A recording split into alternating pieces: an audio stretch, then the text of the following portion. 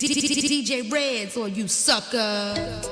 You think you know music, but you've never heard anything quite like this. What's better than fun, laughs, hot topics, and positive vibes? Catch DJ Red online in the house that Red built on Twitch, Mixcloud, YouTube, and Periscope. Listen to the Midday Mix, Nighttime Pop-Ups, Tuesday nights with the Ice Tray, or Sunday sensual, soulful vibes. Follow us at The Real DJ Red on all social platforms or sign up for text notifications. Catch it all, only in the house that Red built.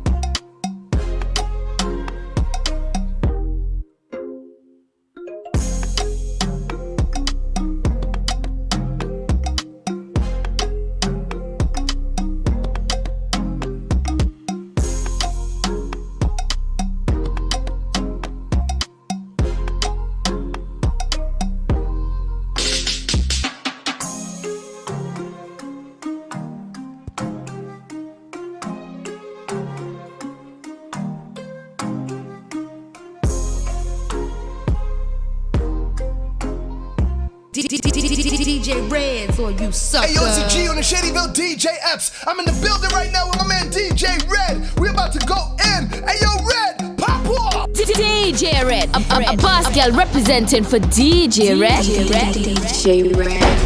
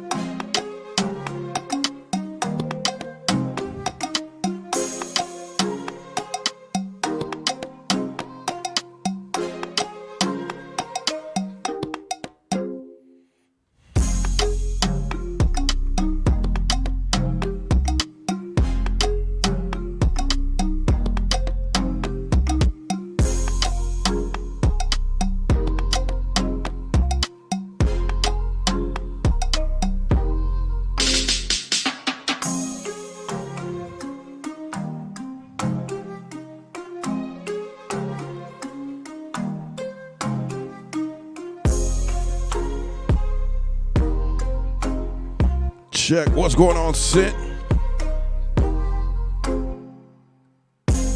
Let me make sure everything is up and running.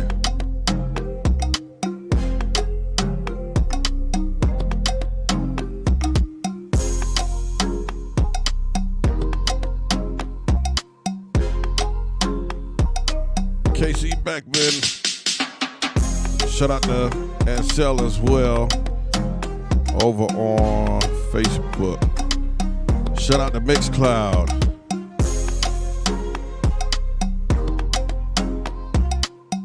Make sure that YouTube is up and running as well. Yup, we live on YouTube as well. Shout out to everyone on YouTube.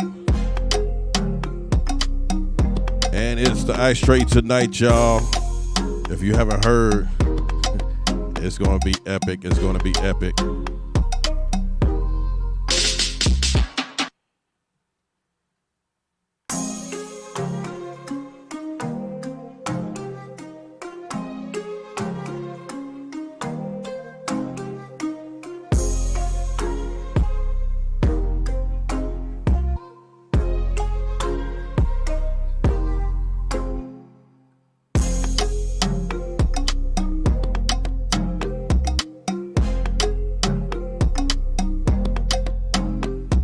There we go. Once again, make sure you tell a friend, touch a friend, let her know that it's going on, all right? Yo, truly one DJ Red are the ones and twos right now.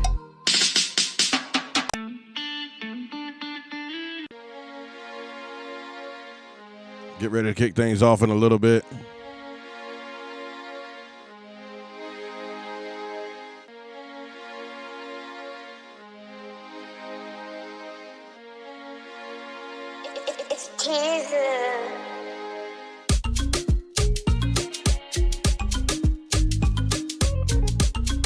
Ravi.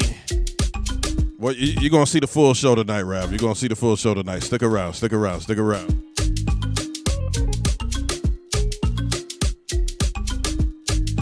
Let me make sure this thing working. Okay, my chat room is working right, so I can see everything on there. Let me jump on this other one.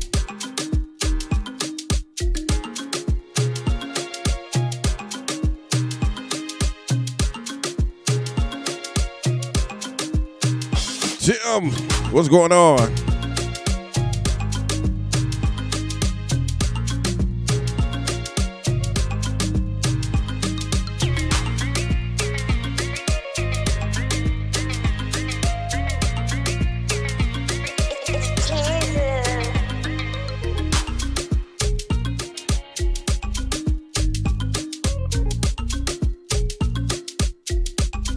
Phone lines will be wide open tonight as well. Phone lines will be wide open tonight. Once again, phone lines will be wide open tonight. So you can call in with your comments as well, all right? Not this phone, the other line.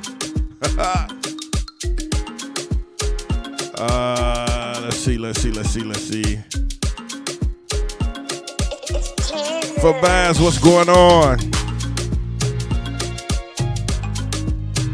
How do you follow me on Twitch? Okay, so you're on Twitch right now. You're on Twitch right now. All you got to do is just click the heart just to follow. Click the heart to follow. If you're on your mobile device, just find the heart on there. If you're on a laptop or anything, just click on the heart just below the right corner of the screen where I'm pictured on. Peachy Tan, I'm sending you the link right now, Peachy.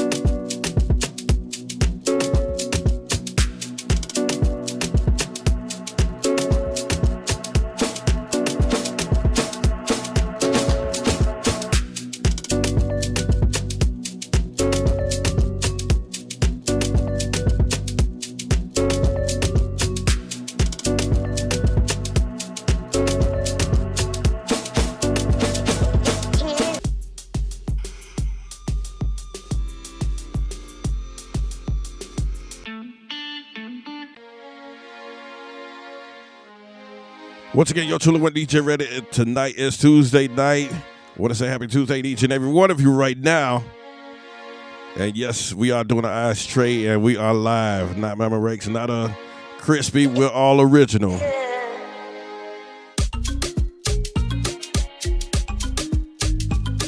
All original, not crispy, all right?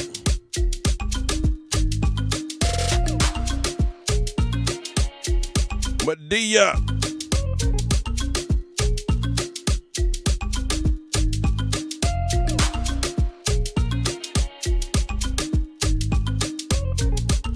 Once again, shout out to everyone that's tuned in right now. Sid, Medea, TM, Fabaz, DJ Ralph.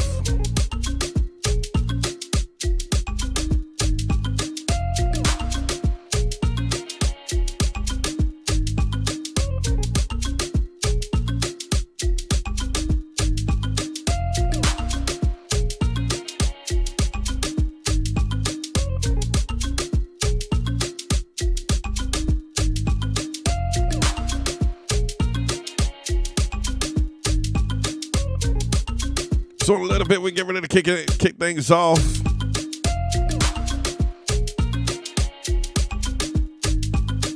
Ooh, somebody looking cute.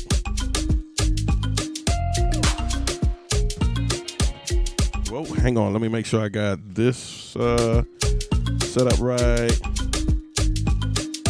Check your audio. Check your audio. Let me make sure I got this. Oh, hang on. Something playing in the background. Not that one. Not that one. Not that one. Okay. Check. Peachy. Check. Can you hear me?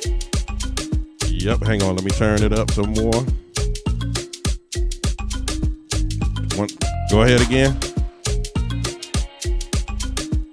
1, 2, 3. Hang on, I'm only getting one side. Keep talking for me. Testing 1, 2. We have a whole bunch of things to discuss tonight. I am so excited. I hope everybody has been having a great week so far. It's only Tuesday, but still having a great week. Hope you had a great weekend. Yep. Time to get this party started. Give me 1 second.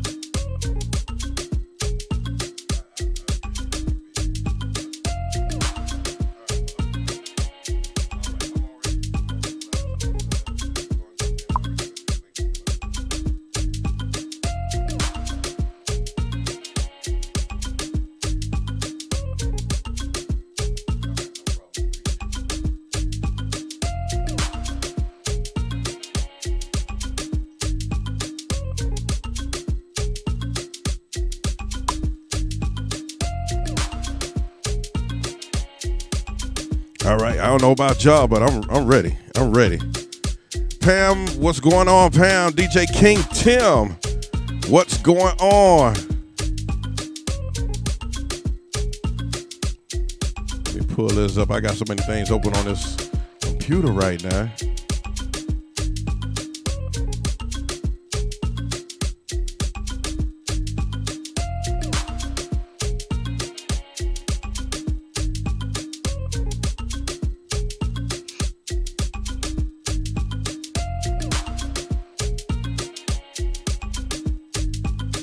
Let me bring Miss Peachy in, y'all, as we get ready to kick things off. Peachy, what's going on? Hey there. How's everybody doing tonight? Hope everybody doing good, because I'm doing good. I'm doing real good.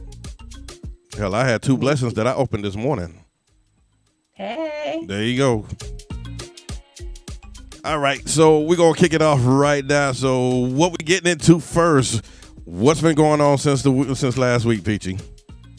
Okay, so on the entertainment side, it's been a lot going on, and I just hit the highlights. I couldn't cover everything possibly, but the first thing that's crazy, Nick Cannon thinks he's Future in terms of baby making.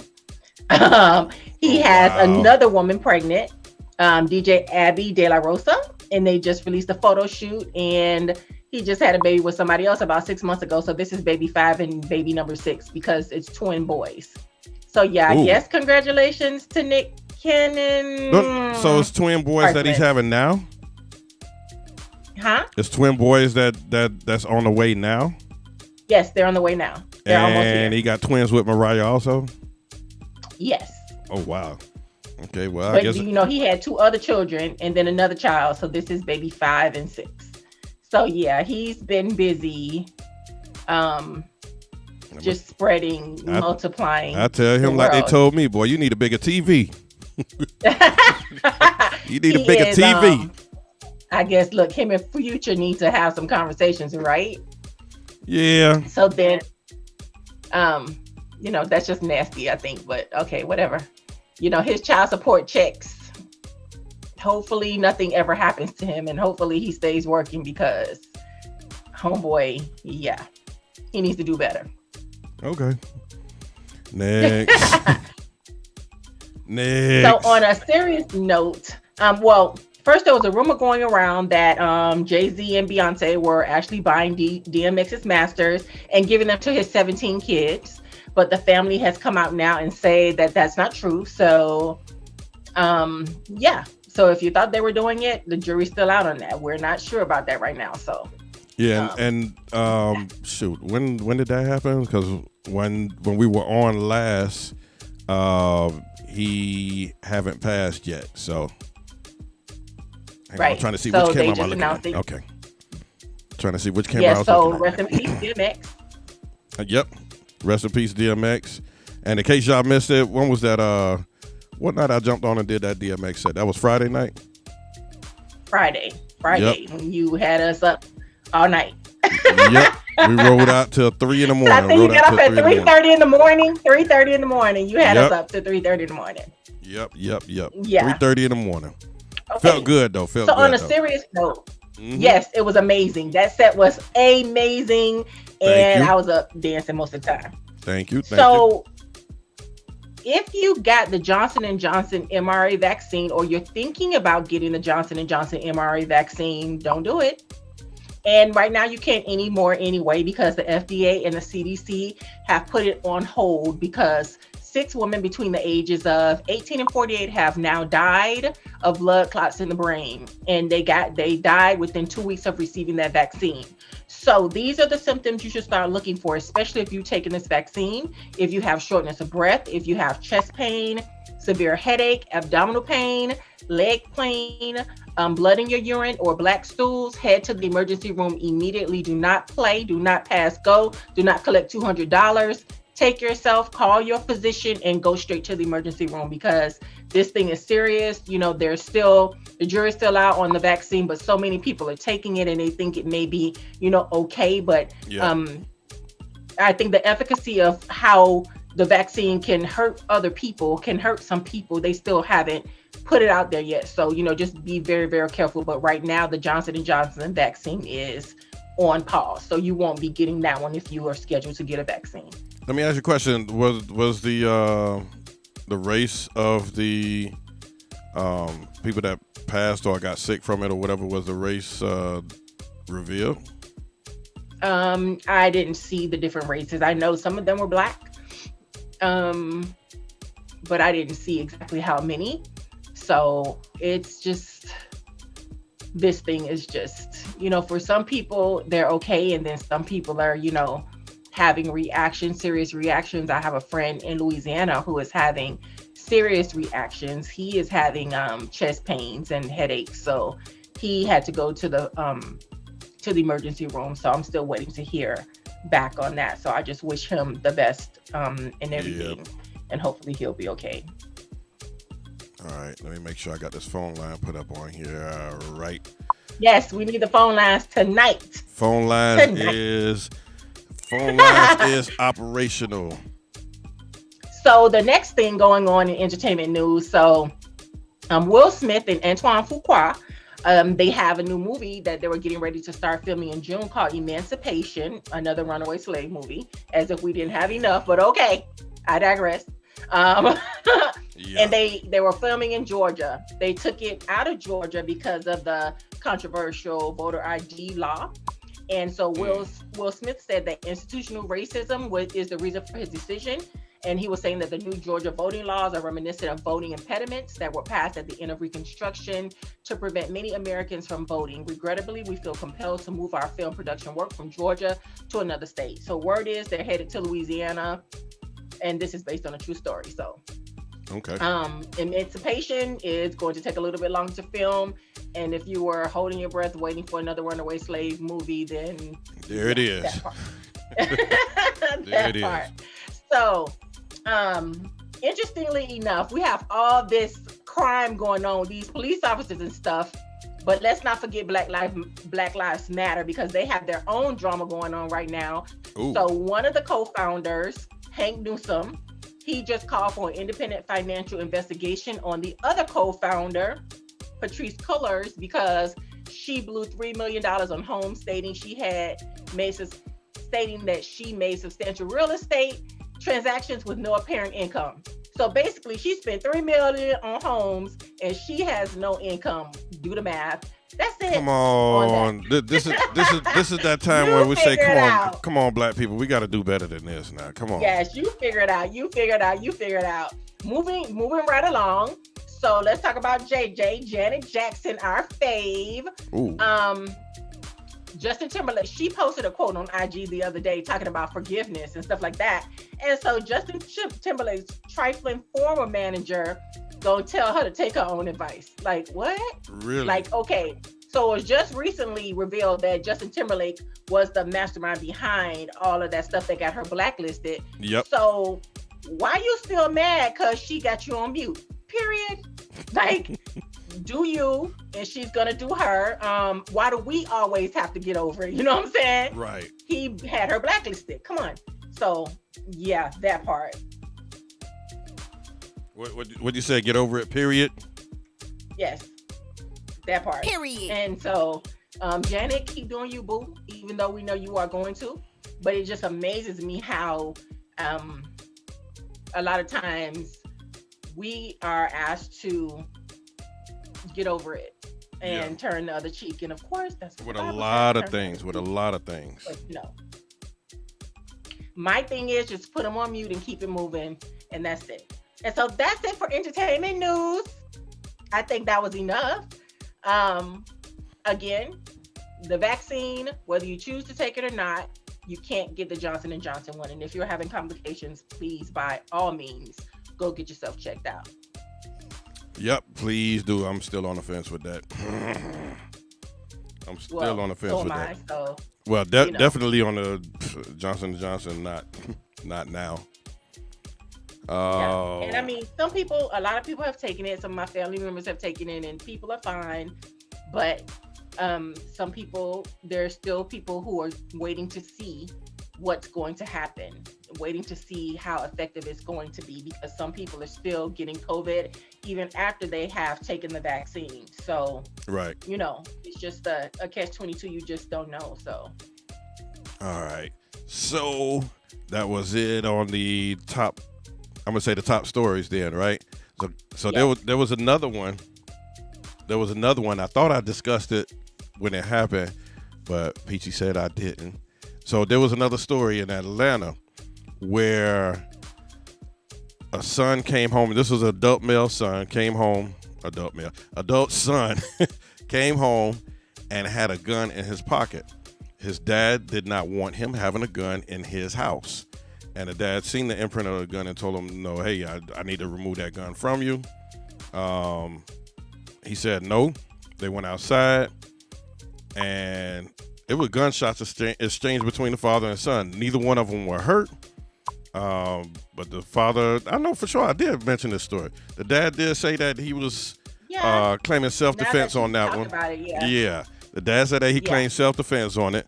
The son was caught later on, maybe some way of some distance from the house or whatever, by the police, and was arrested for having that firearm. And I don't think that it was a registered firearm or whatever. I'm not sure on that part. But a shootout between the father and son. Listen, that happens. Didn't that happen? Well, it wasn't a shootout, but remember Marvin Gaye's dad took him out. Yeah. You know what? I forgot about that. I did. Forget I brought you in this world, and I take you out. Ooh. Mm-hmm. So I mean, look at it from the father's point of view. It's his house. Whether you're an adult or a child, you still got to respect his house. And absolutely. That's just. And these kids don't have respect nowadays, so none. I get it completely. None whatsoever. So that was that one, and make sure I get all of this out of the way. So let's talk a little bit on the Virginia police that pulled over the lieutenant in the Army, who I must say was very peaceful the whole time. He was very peaceful the whole time.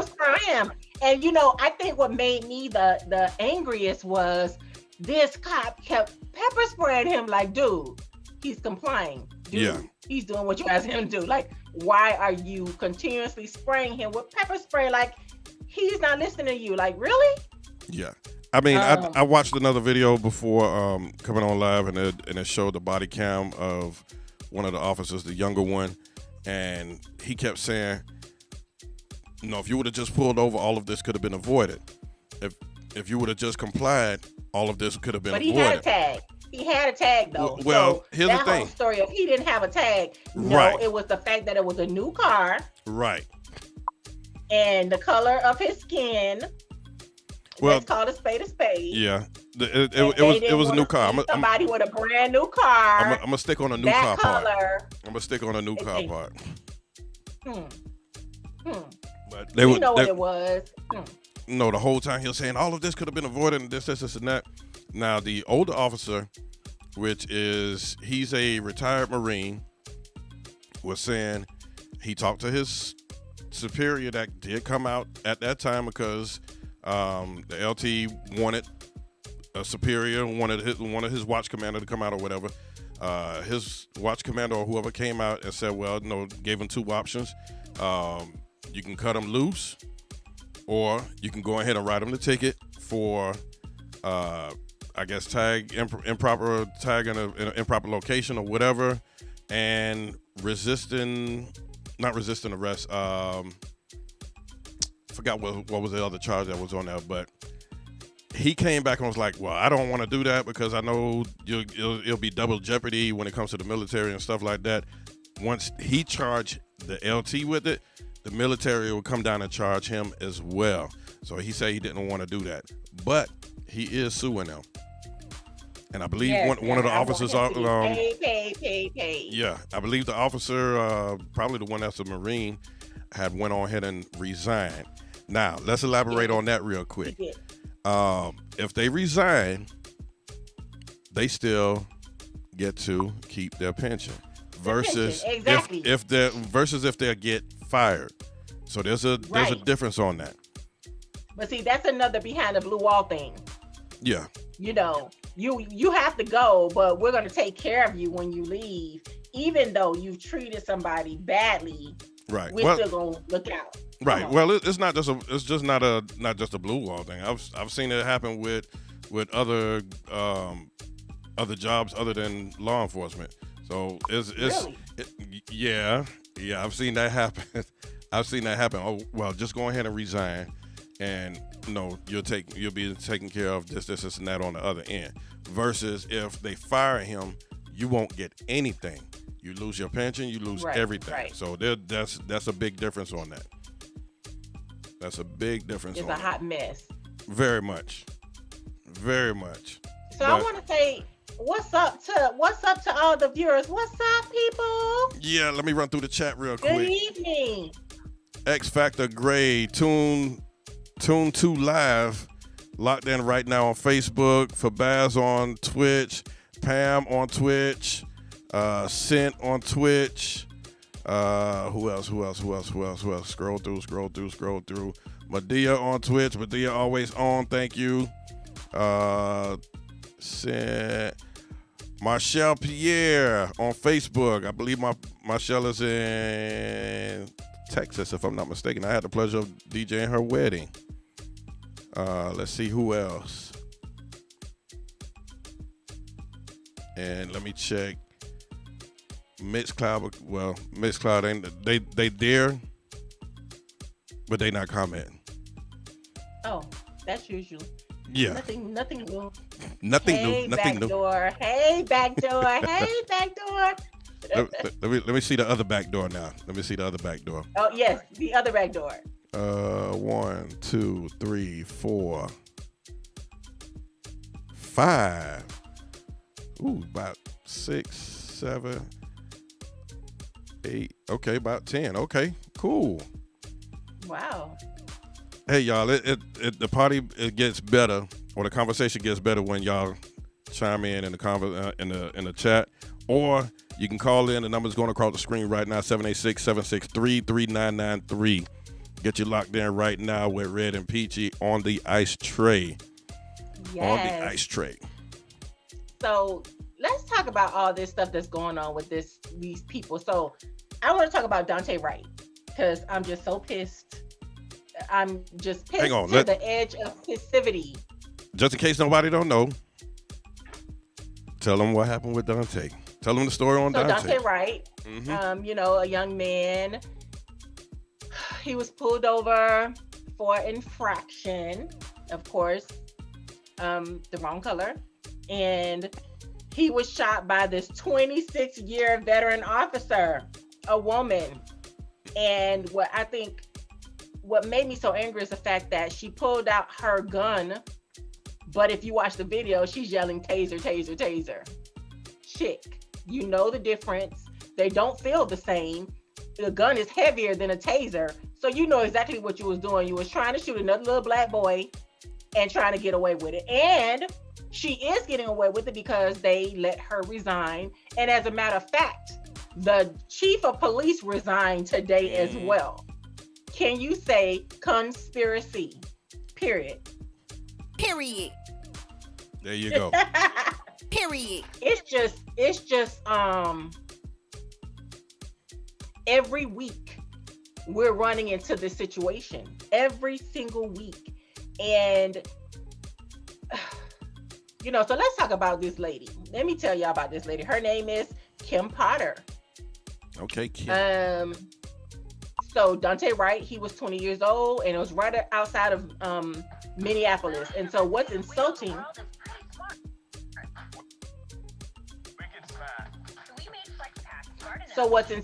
is the fact that it was in Minneapolis, which of course, right in the same state where they killed George Floyd. Here you go, killing somebody else. Come on, people. Work with me here. That's crazy. Yeah. So he was killed by this lady during a routine traffic stop. It was Sunday, and this is the third high-profile death of a black man during a police encounter in the Minneapolis area in the past 5 years. So, this is the third high-profile case. All in the same area.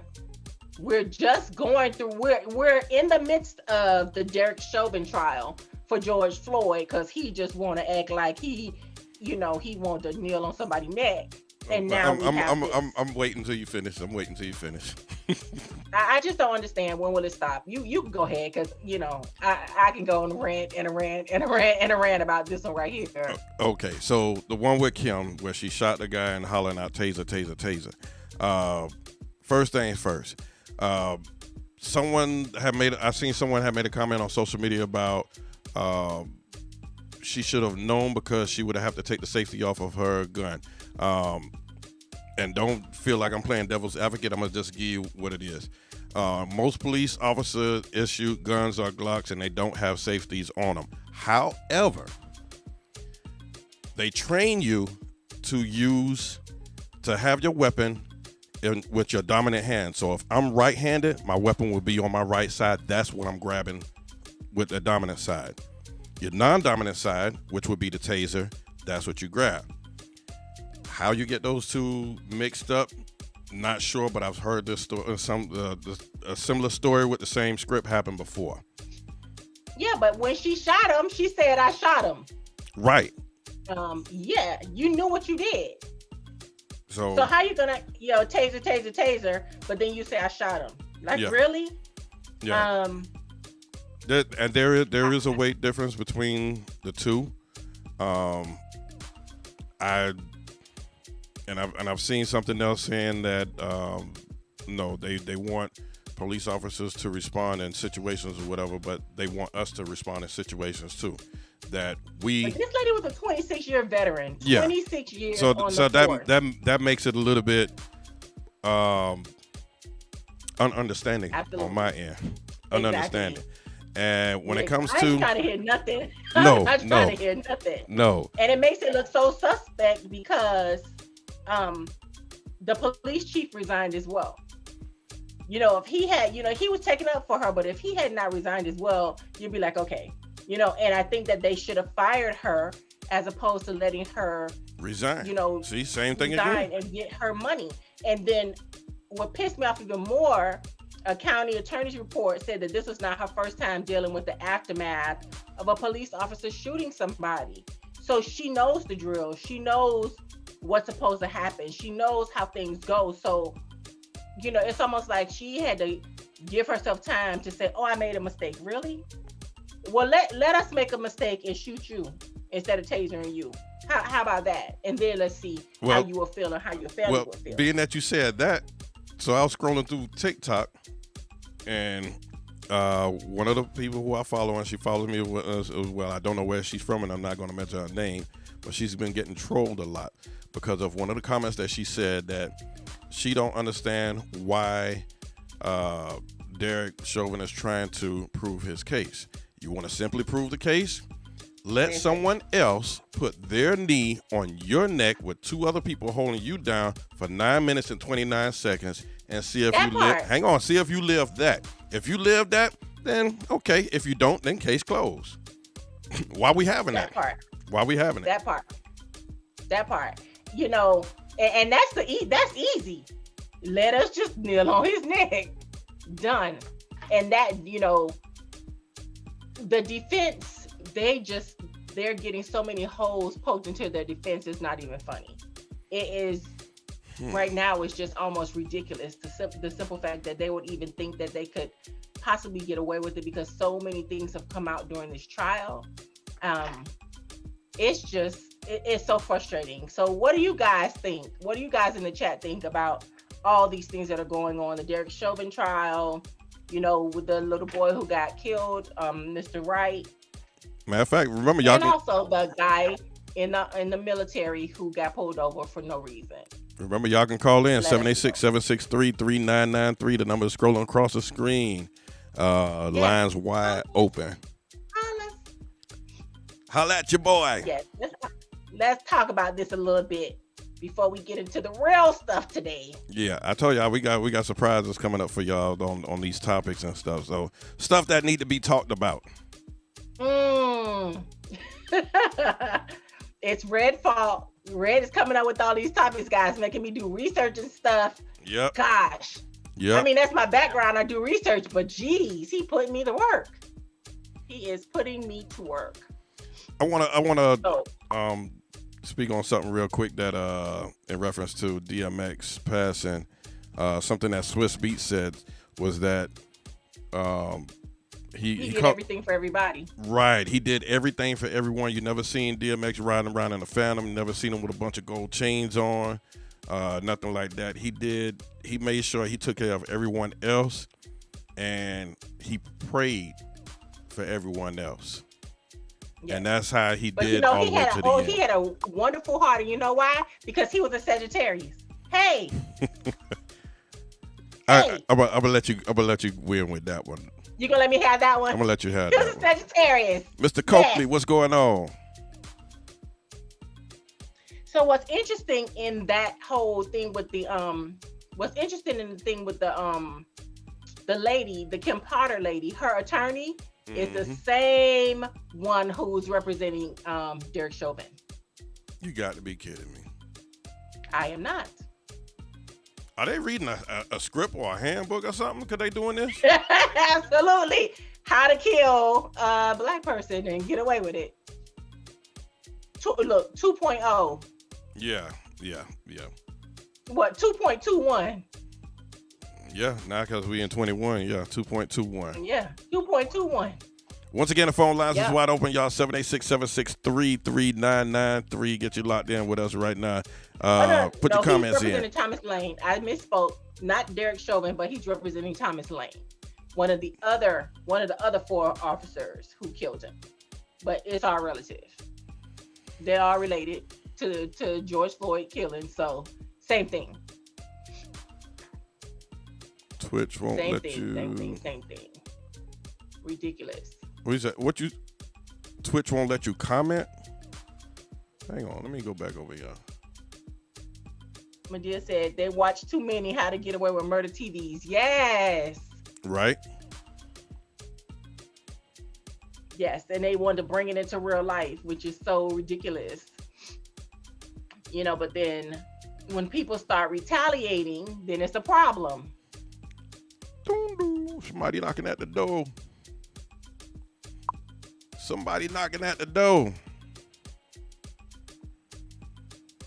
Mo's coming in. Hey, Coakley, log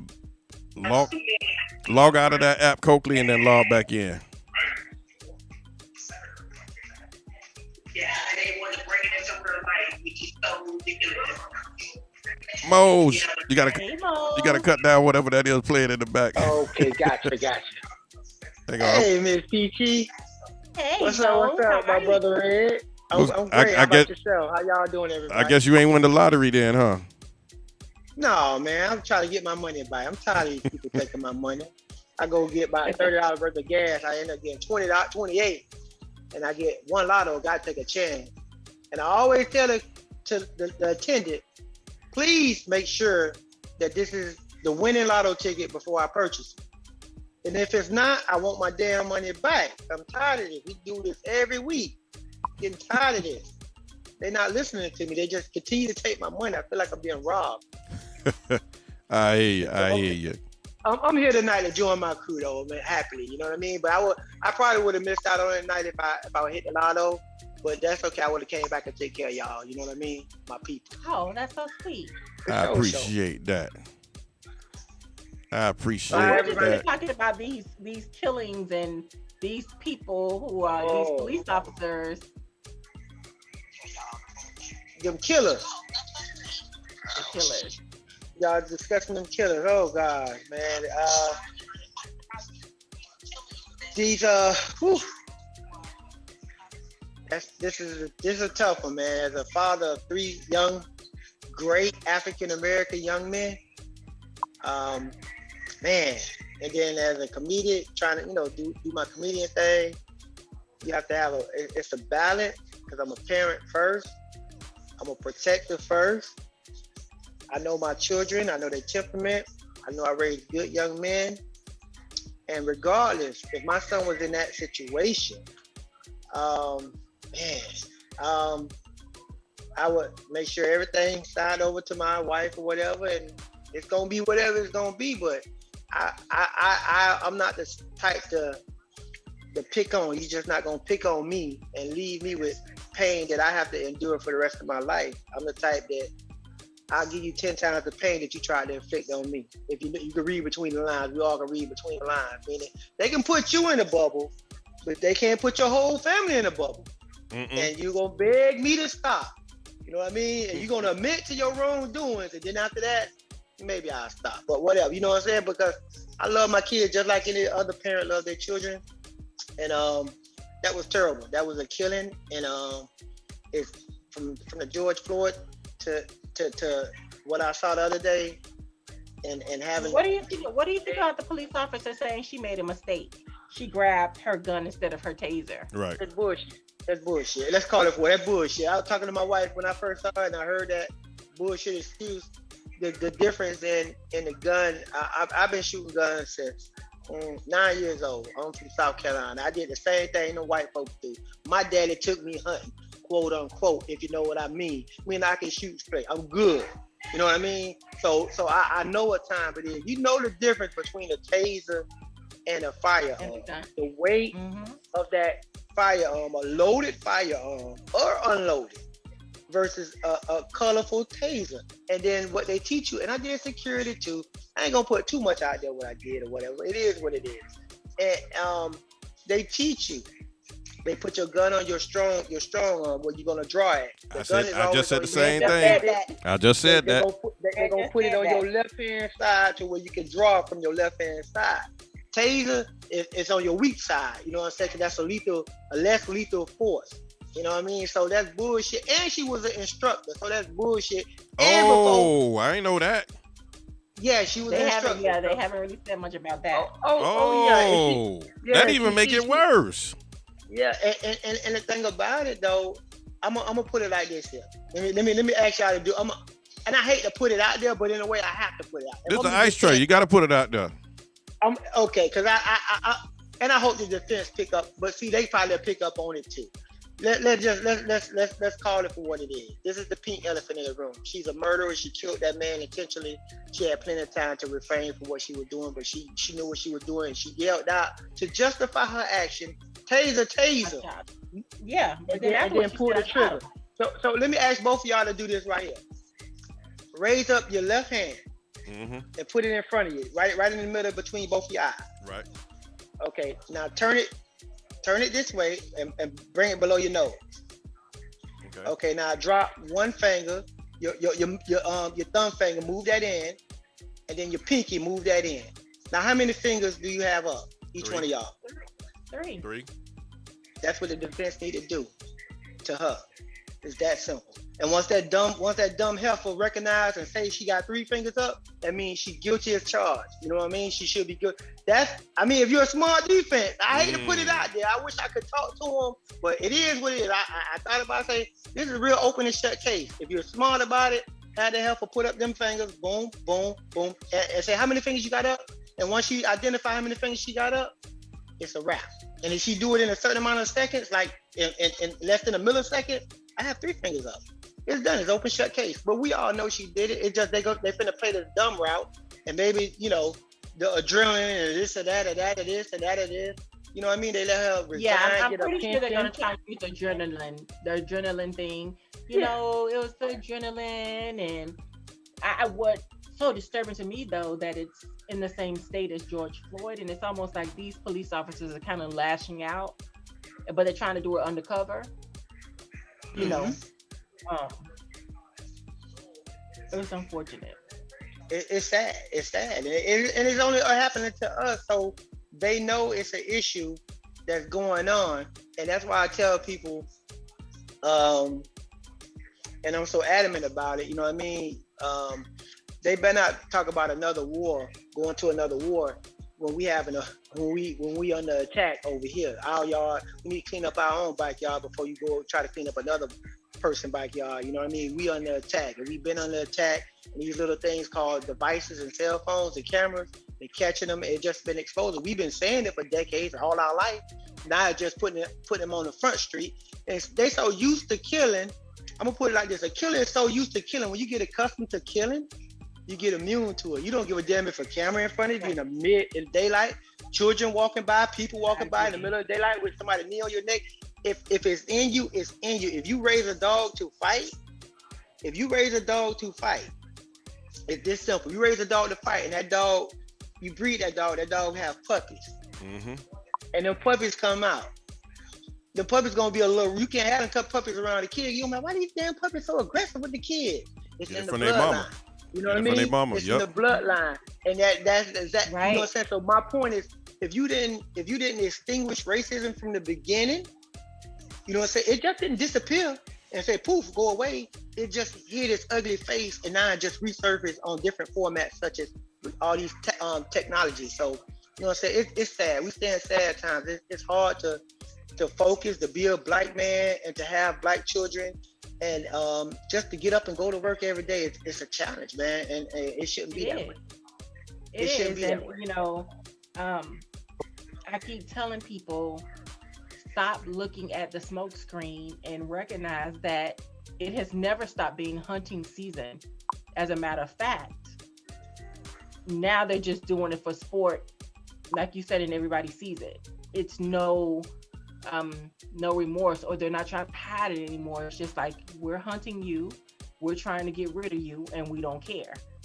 And I was having a conversation with someone about the police officers, and you know, I feel some type of way about police. I'll say that because I have family who are law enforcement, and I have associates and colleagues who are police officers, but I was married to a police officer, so I know a lot of the stuff that goes on behind the scenes, and it's not pretty.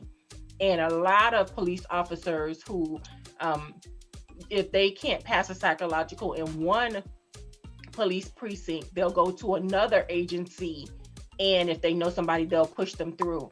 A lot of police officers are psychologically, they're not there, especially if they served in the military and went to war. But these are people that we have supposedly to protect and serve. But if they're trained to kill, you know, like Marines and Army and things of that nature, if they're trained to kill, that is what they know. And that is what they're going to, exactly, they yearn for, they miss it. They miss it. And so that comes out. Revert back to what they know. Exactly, exactly. And that's just killing. Like I told you, it's in the bloodline. If it's in the bloodline. They're killing, they're abusive. You know, a lot of police officers are very abusive to their spouses and their children. And this is a real problem. And people don't want to talk about it, but I don't care. I didn't know you was married to a police officer, Miss Peachy. I was many years ago. Thank you, Jesus. So I gotta ask you a question. On the funny side. Okay. Did y'all use the handcuff? I know you were gonna ask that. Did you play? I am not going to answer that question. You are not about to put me out here. I knew you was going to ask that. I knew you was going to ask that. No, I'm not going. Listen, but Mose, why do I have to be married to a police officer to use handcuffs? That's my question. Well then put my foot in my mouth then. I'm just saying. I'm just saying. Foot in my mouth. Yes, you did. Ooh, she just went there. Period. Oh gosh. So so you know, this police officer thing, like I've just seen some. Hang on a second. I think we got a call in. Okay. We got Sonya on the phone. Medea. Is it working? Nope. I think she hung up. But hang on, y'all go ahead. Let me reset something on the phone real quick. Y'all go ahead. Give me a minute. So yeah, Mose, this thing with the police officers, I was telling somebody that police officers are actually doing what they were designed to do back when they first started. When police officers were first started. When the police officer or the thing about the serve and protect first came into play, they were not for serve and protect Black people.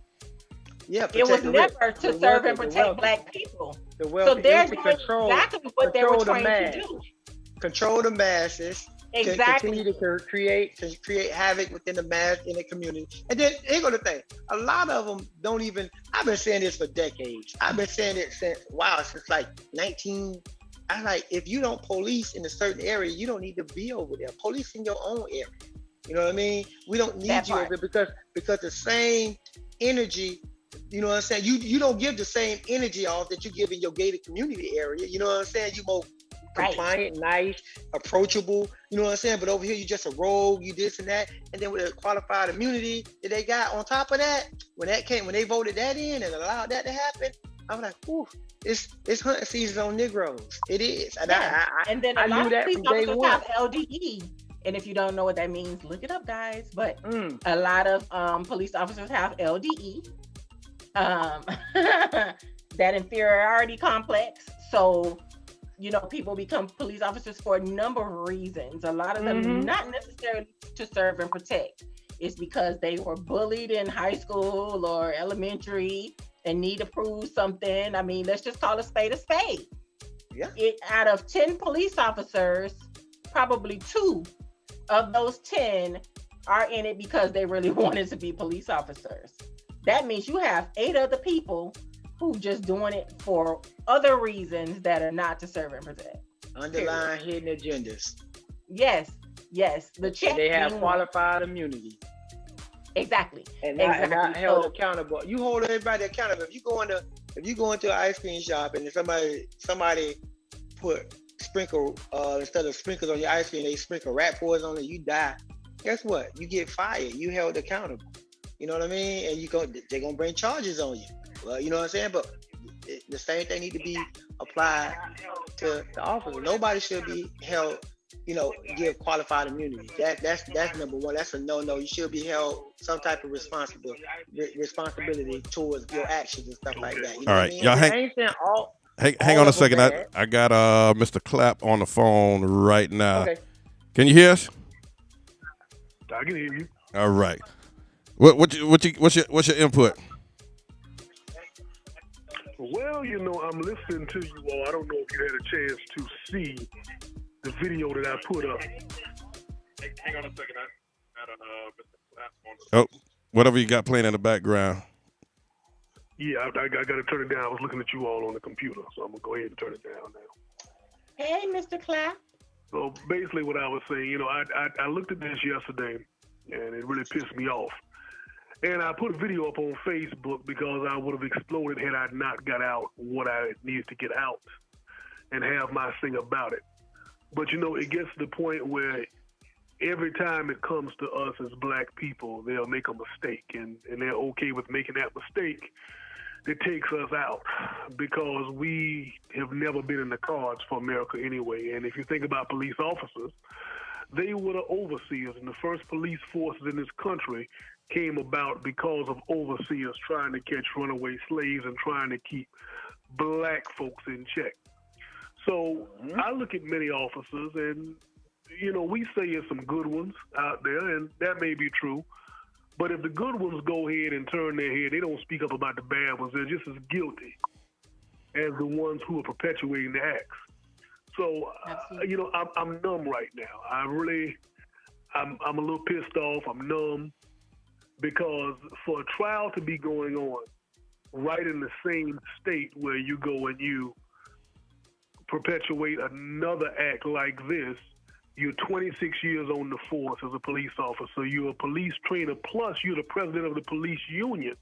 Yes. So all these things. Then to add on top of that, you had an incident that happened with some of your officers under your command, and you instructed them on how to get off. So it's not like you don't know the full particulars to go ahead and beat the system. As far as her resigning, as far as the police chief resigning, well, in a lot of states, I guess they can keep their pension even if they get fired or resign. But, it shouldn't have had to happen that way. She should have been fired immediately. I mean, it shouldn't have had to get to her resigning. And she's going to keep the pension. And the police chief, he knows that his shit is stink too. Because how can you come on there and look at the body cam video and say, oh, well, it appeared that she made a mistake. A taser feels nothing like a gun. A gun is much heavier than a taser. It feels nothing like it. You put the gun on your dominant side. You put the taser on your non-dominant side. And if you're 26 years in, you damn well better know what you have on your utility belt. Because if you don't, well, then that's a problem too. So, yeah, it was murder. She had the gun drawn when she was yelling, taser, taser, taser. The gun was already drawn. So she knew she didn't have a taser. And then she's like, oh, shit, I shot him? Yeah, right. You know you shot him. You had plans. Who know what she was going through that day? Maybe she was on the rag that day. Maybe her husband, her girlfriend, if she liked same sex, maybe she was pissed off with that person. But when it comes to us, a mountain is always made out of a molehill. And, I'm not going to take up too much of your time tonight. I just wanted to call it and say that to you. And, I love the conversation that you're having tonight. So that's my say, man. All right. We appreciate you calling in. Thank you. All right, Gene. Appreciate it, brother. All right. I don't want to stay on it too long because it pissed me off every time. Right. I want to be able to sleep at night. Yeah, I tried to be the voice of reason, and this right here has really just made me feel some type of way because of the relationship I have with police officers in my family and this lady, and then my son. I have a son, a grown son. So it's like, are you kidding me? And I can't even imagine him being put in a situation like that. He got pulled over one time on the turnpike and he was on the phone with me, and the whole time he's on speaker, and the police were like, well, who you're talking to? He's like, I'm talking to my mom, and all they could hear was me screaming in the phone. Yes, I'm on the phone.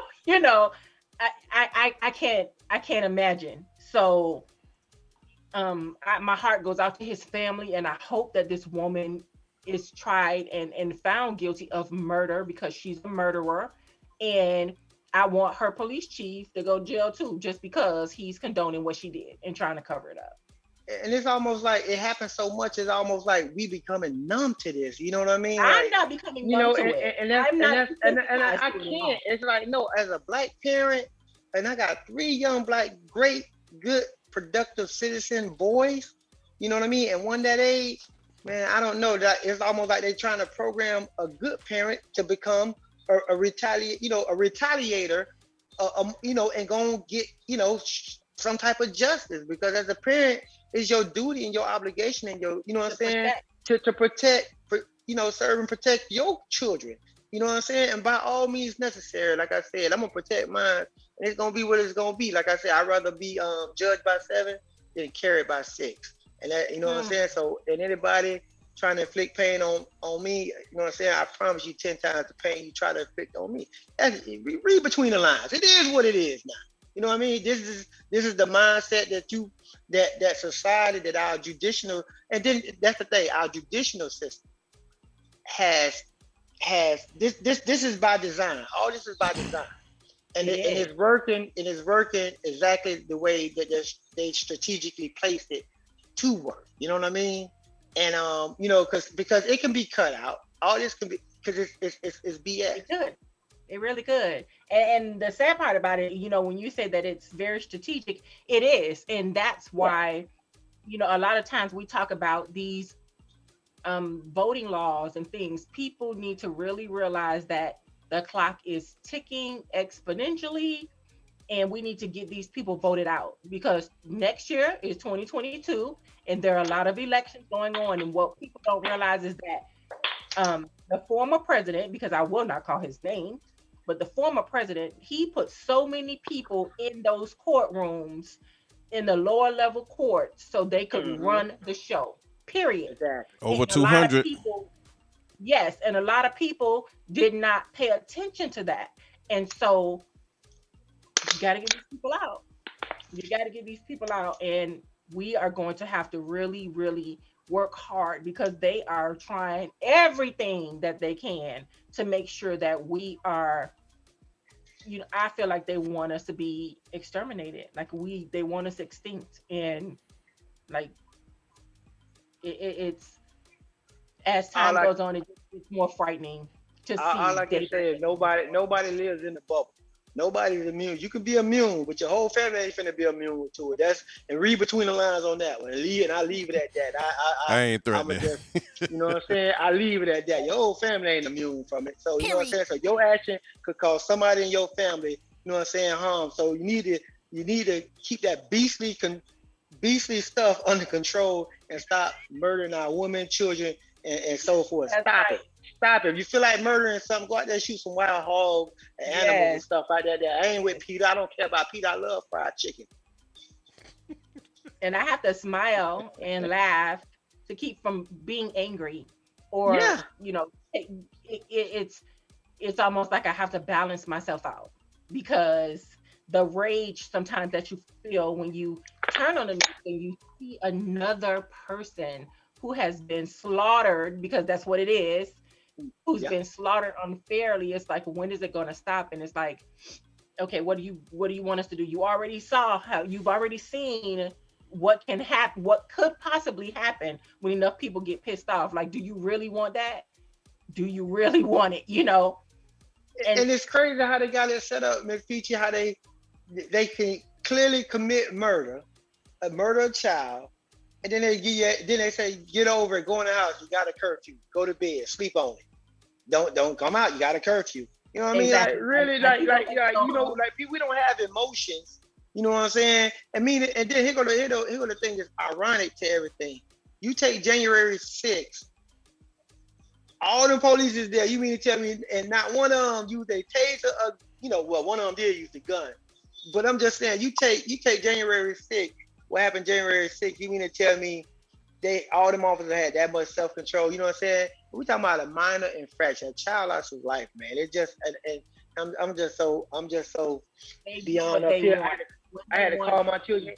I had to call my sons and tell them, "Daddy love you." You know what I mean? I tell them that anyway, but I had to reach out to them. You know, even though they ain't picked up, I left it on their voicemail. But I love my boys, and I tell them that. I express that to them every day, and we have to train our kids a different way. If you get pulled over, do not say nothing. Do not engage in any conversation. Hand over your license, your registration, your insurance. If you see the officer antagonized and trying to get a conversation out you and so forth, do not answer nothing. Get on the phone, dial 911, dial, and then three-way me, and we will find your location. Myself and other parents, responsible parents that know our children, we will be there. We will assure you that you will return home safely. And that's the way we have to train our children. You know what I'm saying? Yes, So, we do. Well, I'm gonna go a step further and say like how Ricky Smiley told his kids. Don't try to fight them there in the streets. If whatever happened, let them happen, whatever, and then you just deal with them in the courtroom. Don't, because at the end of the day, you want to be able to come home. That's simple. You want to be able to come home. And it's abusive. I feel like they have waged physical, mental, psychological, emotional abuse on Black people. It's always been that way. It's almost like they wanted to stay that way. You can't win for losing. Yeah, here go a couple of dollars. Here go a couple of dollars. Here go a lawsuit that the city gonna pay you, but we gonna get this officer immunity, and he get to resign, take his pension, and move to the next city over, and possibly do the same thing again. You know what I mean? So you know what I'm saying. So it just needs to stop. It's just common sense now. It's just a lot of common sense that's coming into play. And it's happening too much. It's being, you know what I'm saying? And they want these little devices called phones and these communication devices and cameras. They want it to be taken down. Why? Because they so accustomed to doing what we've been telling them they've been doing. Now they're getting caught with their hand in a cookie jar. And that's, you know what I'm saying? So that's hurting them. You know, that's hurting they, like I said, go out and kill some wild pigs. It's an animal. I don't care. I ain't no PETA person. I love fried chicken. You hear me? And on another quick note, we're still on the police officer, but on another quick note, I see that City of Miami got a new police chief. And yes, they do. Yes, they do. He was the former chief. I think it was for Houston or Dallas. Was it Houston or Dallas? One of the two. One of the two. But if anyone followed him, he was the one that actually kneeled down with all of the protesters that was protesting in his city. First thing that he said now, he after checking through some things or whatever, he said that there are at least, he wants to weed out all of the bad officers out of the City of Miami Police Department. And he said that there are at least 10 that he's looking at right now. He's from Houston. From Houston? Okay. I know it was either Houston or Dallas. I didn't remember which one. But if you check his background, you've seen that he was out there with the protesters and everything.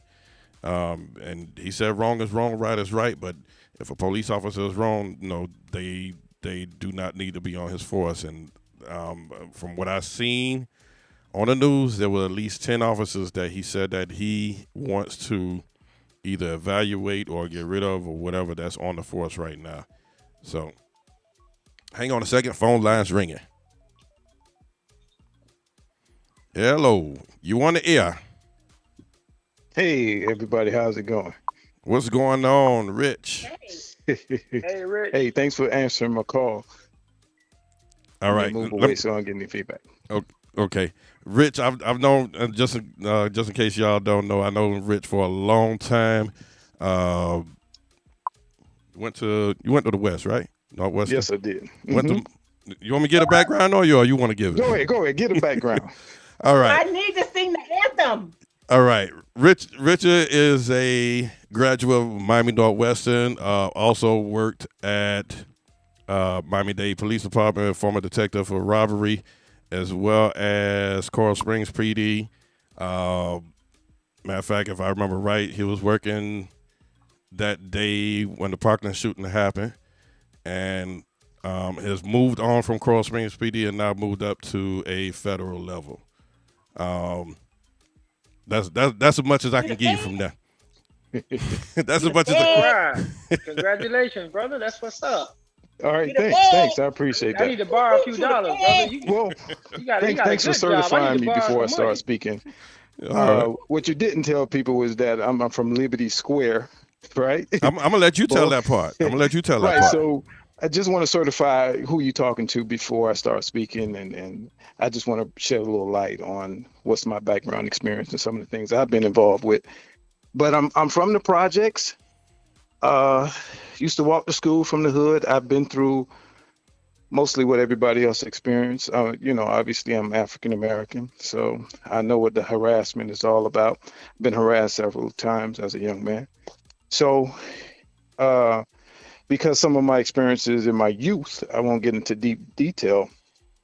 At one point in my life, I was abused by the police, and I was bitter in my teens. So that invoked me. I remember an older guy in the community in the project say, man, the best way to affect change is be the change. So that's how I started my career in law enforcement. Say, you know what, I didn't like what was going on, so I was going to be a change, right? So I joined, and I was involved in a lot of stuff related to our communities, and saw a lot.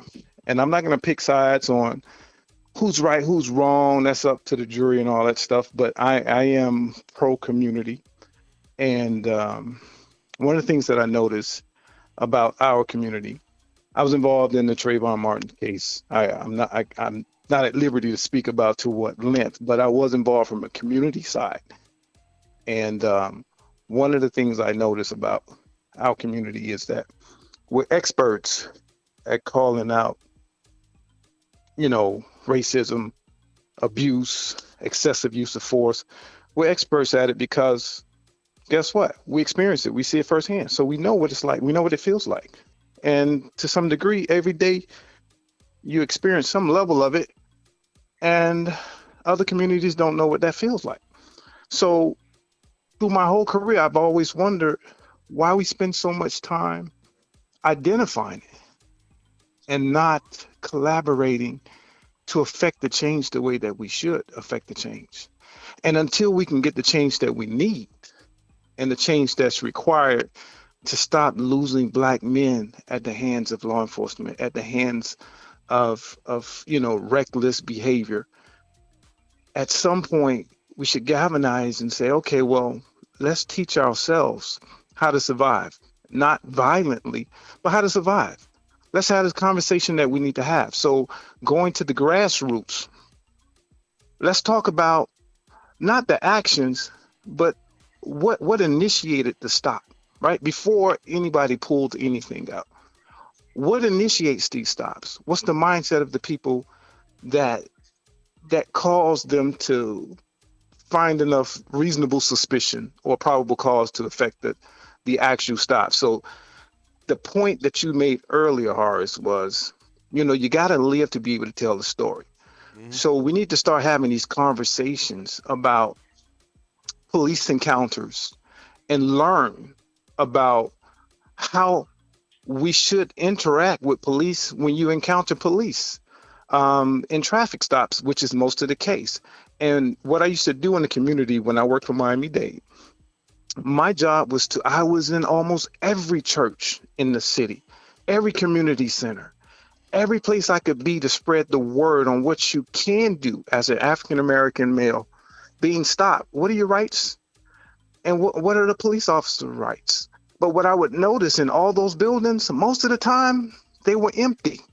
There was nobody really there to receive the information. So what my fear was is that by this information not getting out to our community the way that it should, that should have been a basic stop, because we don't have all the knowledge that I believe that we need to handle ourselves accordingly, to live, to see the next day, to make the right complaint, to go up the chain of command, to know your rights, to exercise your rights. It just goes from 0 to 100. And what I'm trying to say in a nutshell is we as a community need to become more knowledgeable on how we can handle situations before they go from 0 to whatever number. I don't want to give anybody, as a black man driving the vehicle, and I still get stopped today. And I have so many credentials, but I still get stopped today. And so it still happens. But what I will not do is arm a police officer, law enforcement, anybody with that kind of bias. I would not give you the opportunity to tap into your racism, to tap into your extremism, to tap into your excessiveness, because I stop it right there, because I know how to handle it. And that's the information that I want our community to start seeking. How do you govern yourself so that you can stay safe and do what you need to do? I'm not saying that that encounter is going to always be good and you're going to always feel good about it. I'm saying, can we nip it at the head? That's it, pretty much. I can go on all night. I'm passionate about this because I'm really upset about it. Yeah, but Hello? can I have I asked a question. May I pose a question to you? It's like no matter Can you what hear him, we Richard? do. Can you hear me? Yeah, I'm here. Hello? Okay, no matter, it's almost like Hello? no matter what we do. Hello? Hang on. I'm trying to see. Hello? Can you hear me? You can hear me, Richard? Yeah, I can. Okay. No, I was trying to see if you can hear Mose. Mose is trying to ask you a question. Richard? Can you hear me? All right. Can you hear me, Ask him the question, Mose. I repeat it to him. Apparently, I don't have it connected that way yet. Just trying to figure out, like, no matter what we do and how we do it, we always end up being the one that's like it always. I can't hear the question. Hold on, I'm gonna have to listen on.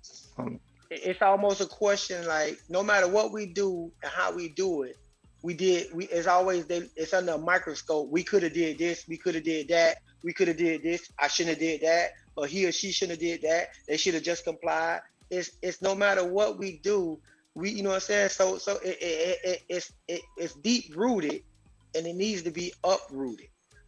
You know what I mean? And it don't matter what we do, how many seminars we sit through, how many speakers come through to speak on how to handle this and how to do that. It's no matter what we do, whether we sit in our home, you know what I mean, or whether, you know what I'm saying, or whether you know, you're playing your child playing on the playground with a toy gun. No matter what we do, we always villainize as the villains, and we need to call it. We need to call it for what it is. It just needs to stop.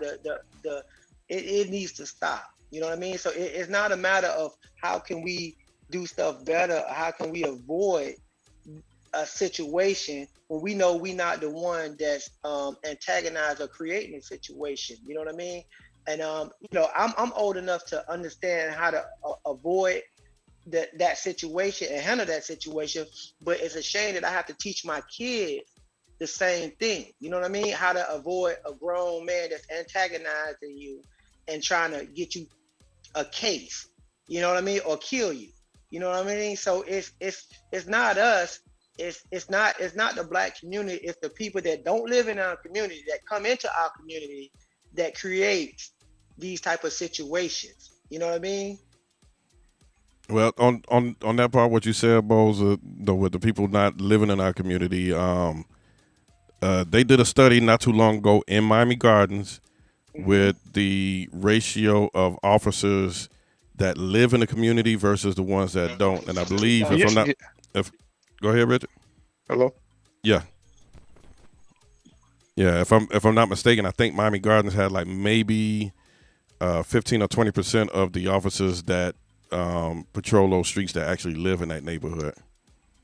So I'm here. There's a delay. Yeah, I wanted to answer the. Go ahead, Rich. Okay, yeah, I just wanted. There's a few second delay.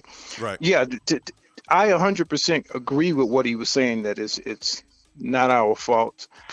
Most of the times, we don't invoke these type of encounters. So, my thing is to do nothing is detrimental for our own community. It's like we're waiting on legislation and people to make the right laws and the right moves and things of that nature. But until we can get to where we need to be, we want our people to stay alive. We want the community to stay safe. So I'm not saying that we are the problem. I'm saying that there is a problem, and it's been everyone noticed it on every level that there's a problem. They're trying to figure out what the solution is. Well, until the solution is figured out, what do we do as a community to keep our young men and women safe? And that's all I'm pretty much saying. You know, at some point, well, I like to some police departments got it right. Some police departments are starting to, realize that it takes more than just, putting a DJ and having hot dogs and giving away free snacks in the community. It takes more than that to understand what the needs are in the community and how the community really feels. But some police departments have figured it out. I believe that the police department should really reflect its community. And when I became a police officer, one of the most important things to me was to be able to serve my community, because relatively I was relatable to almost everyone in my community. That's important. That goes a long way. I give you an example. When you go culturally, when you go into an African American house, a call for service, it's typical for angry people that are frustrated, to frail their hands, yell, use obscenity. It's typical when you're going through that kind of stress sometimes. As an African American guy, my mom, she used to go slap off. So that was just normal to me. There was no threat for me. But then I could be working with someone of a different culture, different background, different exposure to life, may handle that situation completely different. So that's why I think it's so important that you have that diversity, but let the department reflect the community that it serves. So, because there's a natural understanding of how you should respond. But the whole reason I called, because I just think that even though we're not invoking these type of behaviors, we're losing people at alarming numbers, and the worst thing to do is nothing. So unfortunately, we shouldn't have to have those conversations with our youth, but I think it's necessary. All right. I like to Red. Go ahead, PG. In the chat, Sent says, but we can't get it together in our own neighborhood. We're still killing each other. I get that we're tired of them killing us, but when are we going to stop killing us? Oh, I don't like you. You're a part of this gang or that gang. But every race, I'm sorry, but every race, when I hear that, it's almost like it gives them the excuse to keep doing it, because they basically said, hey, if y'all know y'all doing it, but every race kill every race in every race. It is what it is. You know what I'm saying? Or different races. You know what I'm saying? So when we keep saying that, we keep bringing that to the forefront, that we not addressing we have to stay focused on the root cause. The root cause is, you have rogue officers out there. Not all of them are bad. By far, not all of them are bad. But there's a high percentage of them that are. And if the ones that know that they are not saying nothing, then they just as bad as the ones that actually doing it. You know what I mean? So, you got to call it for what it is. You know what I'm saying?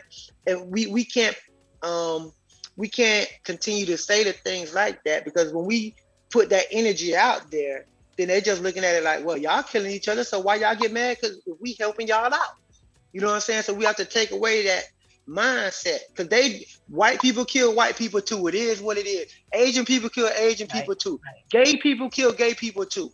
You know what I'm saying? Hispanic people kill Hispanic people too. You know what I'm saying? So we got to kill that narrative and stay at the root cause of what's going on, and you know what I'm saying, and not be distracted by the obvious. You know what I'm saying? Because all it is a distraction. It's a systematic system that's in play, that's working, designed to do exactly what it's doing.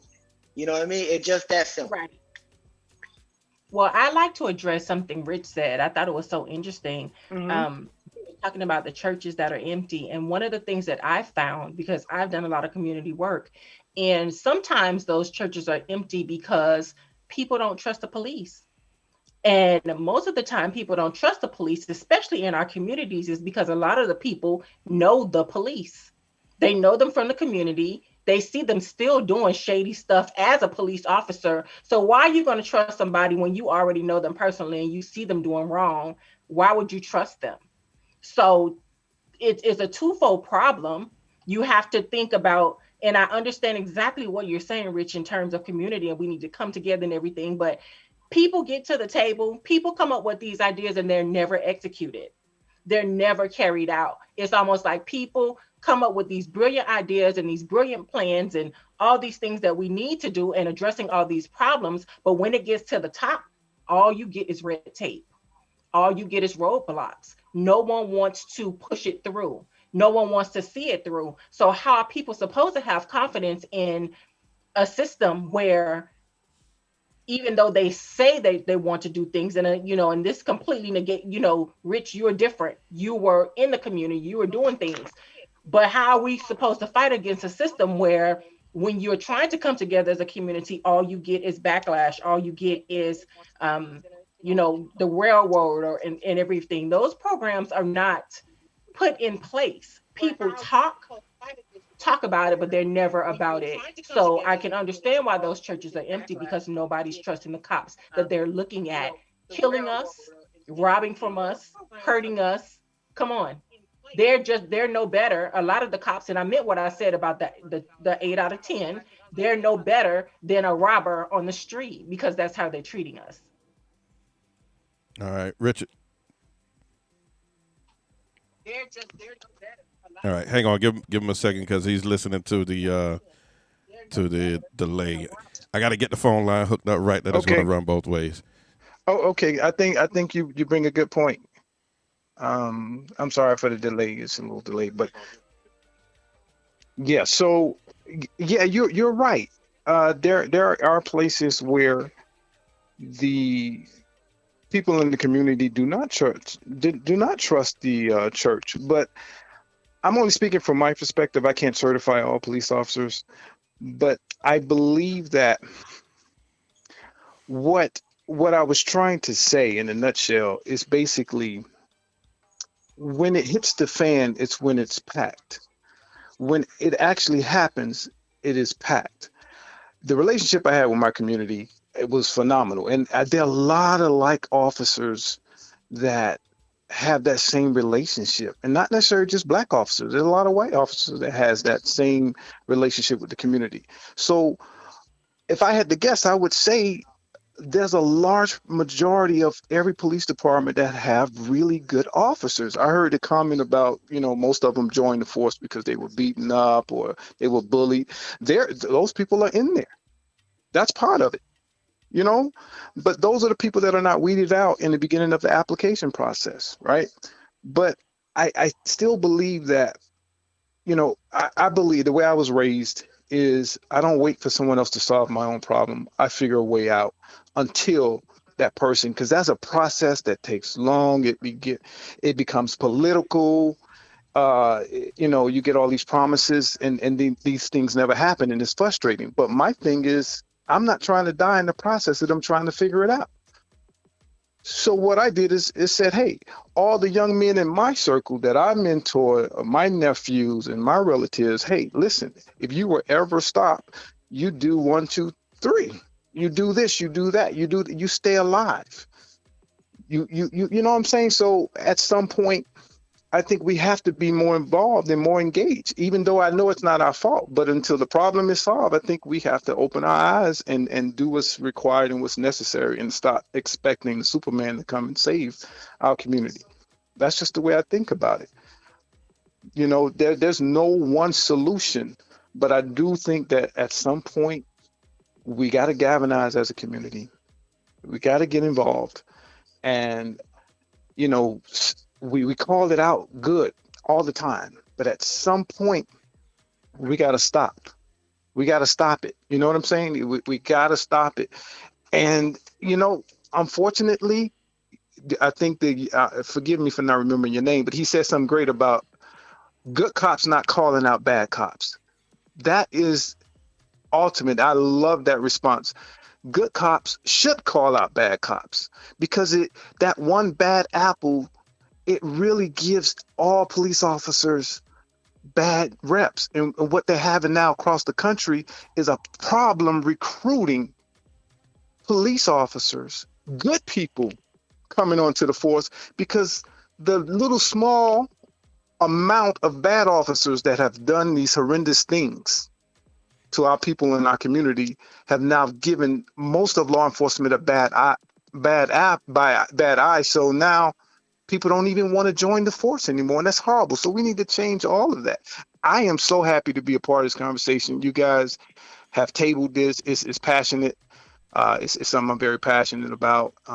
But we need to have these conversations, and sometimes platforms like this allow an opportunity for change to come about, because just like we're having this dialogue, we agree with each other. We're not necessarily in agreement on everything. Wrong is wrong, but we're able to have a great dialogue and listen, respect, and learn from one another. And this is how we change. This is how we move the needle. So I want to thank you guys for allowing me to be on here and voice my opinion. I'm not going to take a side. My thing is wrong. It was obvious that what happened was wrong. It's obvious that it was wrong. Some police departments, I know where I used to work, you were not allowed to wear, when I worked for the city of Coral Springs, you had to wear your taser on your vest. That way it was unmistakably, you knew if you reached for your chest, your taser was on your chest. Your ASP, expandable baton, was on your chest. You got nothing mixed up with your gun. That's one of the first things I asked myself when I saw that. How could it be a mistake? Because where you place it, it should be automatic muscle memory on how to pull it. I'm not a subject matter expert, but I will tell you, I've carried a taser most of my career. I've obviously carried a gun most of my career. So at the end of the day, the two were never mixed up for me, but I'm not going to Monday morning quarterback. But that's just my opinion. But thanks for allowing me to be on your platform. All right. I really appreciate it. All right. Appreciate you, Richard. Appreciate it. I think we covered more on this show today than a little bit, huh? Yes. And I wanted to point out, Pam said that they fight more over who gets the credit for the programs than making sure the programs are successful. And that is very true. Yeah. The red tape and the politics, especially at the top, is so true. It's ridiculous. Yep. And Medea says that is very true. It's time for a change with some officers that see officers doing something wrong and other officers just being quiet about it. You see something, say something. Absolutely. Hang on, I think we got Mr. Clapp back on again. Stacey Raz, shout out to Stacey Raz on Facebook as well. What's up, Mr. Clapp? Hello. Okay, I think we lost him. You can call back, Eugene. You can call back. All right. Yeah, so that was a great conversation. And thank you again, Rich, for lending your expertise to this conversation, because it's warranted and it's needed. And for another police officer to say, yes, she committed murder, that holds a lot of weight for me. Hopefully, police officers will begin to see how, will begin to not only understand, but do something, because it's a never-ending cycle and people are hurting. And although it never used to really be addressed the way that it is now, it's going to come to a head. Things are going to not get better. They will probably get worse, and people are getting fed up. And so something needs to be done, and it needs to be done like now before things get out of hand. All right. So we already passed the bottom of the hour. We're coming around. You want to jump on our other topic for tonight, Peachy?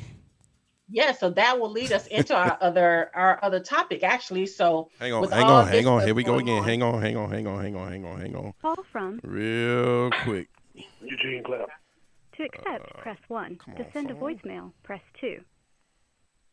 Hang on. Why is to this phone accept, tripping? press 1. To send a voicemail, press 2.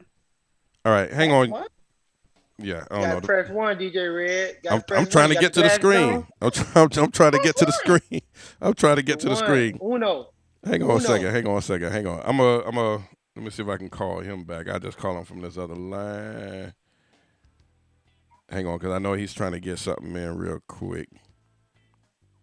This is what happened when phones do updates. That was another thing I want to talk about too. This phone did an update and. You want to take a commercial break until you get it fixed? No, I'm gonna get him back on right now. We live, not Memorex. I'm gonna get him back on right now. Okay. Let's see. We're gonna run a commercial in a minute though. Eugene. Yes, what's going on? All right, you can hear me, right?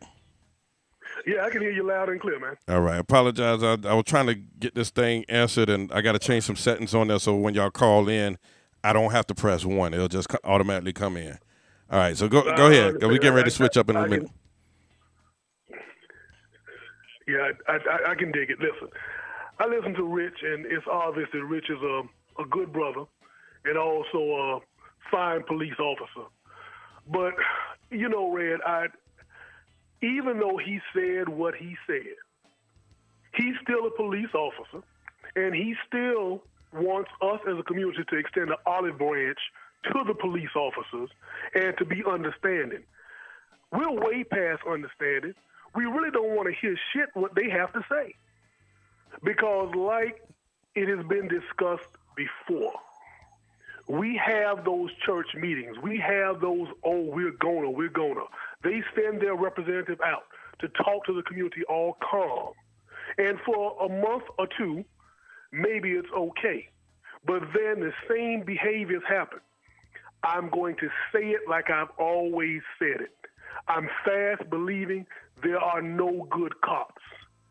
Because even though you know it's murder and you acknowledge it's murder, you still want us to extend an olive branch and understand you. See, what's going to have to happen to make change, and it's unfortunate. Yeah, 2 wrongs don't make a right, but maybe if some of the cops start going to jail for a long time for some of the things they do, or they start getting their ass busted in the community for some of the stuff they do and taking out like these black boys and black men and black women are murdered at the hands of the police officer, well, then maybe change will start. Because sometimes beastly activity necessitates beastly activity. And I've often said it, and it's true, and the police officers don't want to admit it. They think they run the streets. They do not run the streets. And the streets are hot right now. The streets are pissed off right now. Because it does not matter if you are a thug. It doesn't matter if you are a professional person. It doesn't matter if you're innocent. It doesn't matter if you're guilty. It doesn't matter if you're young. It doesn't matter if you're old. It doesn't matter if you're a man, woman, or child. If you are black, these white police officers, these Spanish police officers are taking you out. and they're doing it behind the shield because they think that we'll be understanding. You can't come to the church and say some scripture to me and make me understand why my brother's dead, and the same thing happens again 2 months later. I'm supposed to be understanding? Fuck that. I'm not being understanding. I'm beyond the point of understanding. Rich, you're a good cop, and I commend you, and I'm glad you moved on to the federal level, brother, because you may have been too good to be a police officer on the force. You may have been one of the good ones. And I know with you, you had to make business decisions. But I can't help but wonder, when the rubber meets the road, Rich, if you had to make a decision to push one of your officers off of somebody, if you had to go ahead and intervene to keep one of your officers from killing somebody or maiming somebody, would you do it when you know it's going to cause you to have a scarlet letter on your ass for the rest of your career? That's what I want to know. And with that, Red, I'm off. All right. Appreciate you, Eugene. All right. All right, brother. Okay, we need Rich to come back. We need Rich to come back. We need Rich to come back. Oh, man. I thought we were going to move on. All right. Hang on a second. Let me see Well, something. we can move on because, like I was saying, are you going to commercial now and then we're going to come back and jump in? Or We got a PP break? We having a PP break? Yeah, you can take a pee break. You can go tinkle. Go tinkle. Okay, I got to tell wifey, bring my cream. We'll be right back. Bring Right my back on the cream, ice tray. My PP cream, it burns. You know I need it for the PP.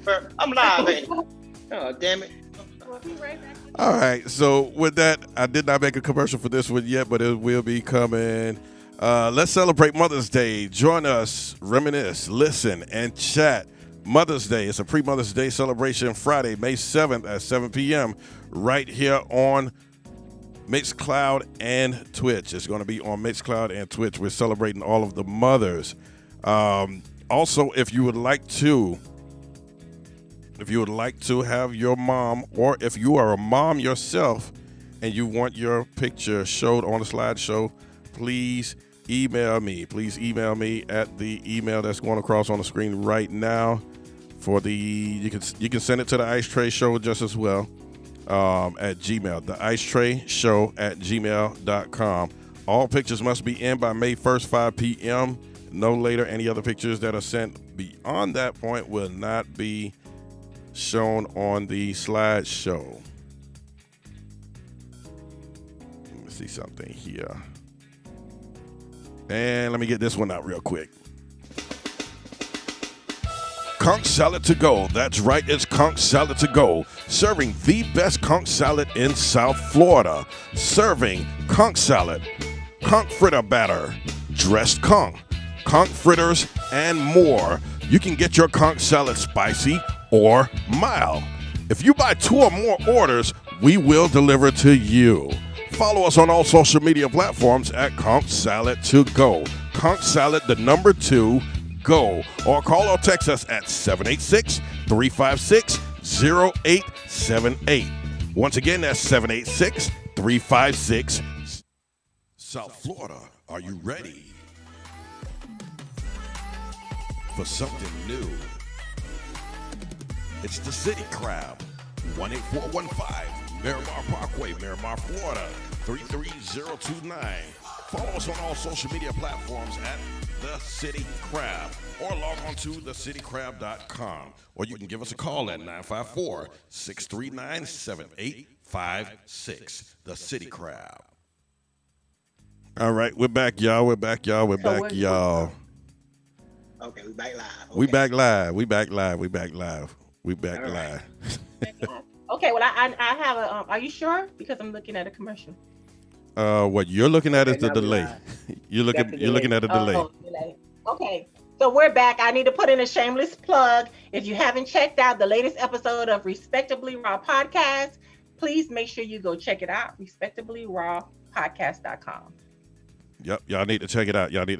I checked out one. I haven't checked out all of them yet, but I will be doing them. You know what? To be honest with you, I like listening, and I told you this, Peachy, and I say it now in front of everybody.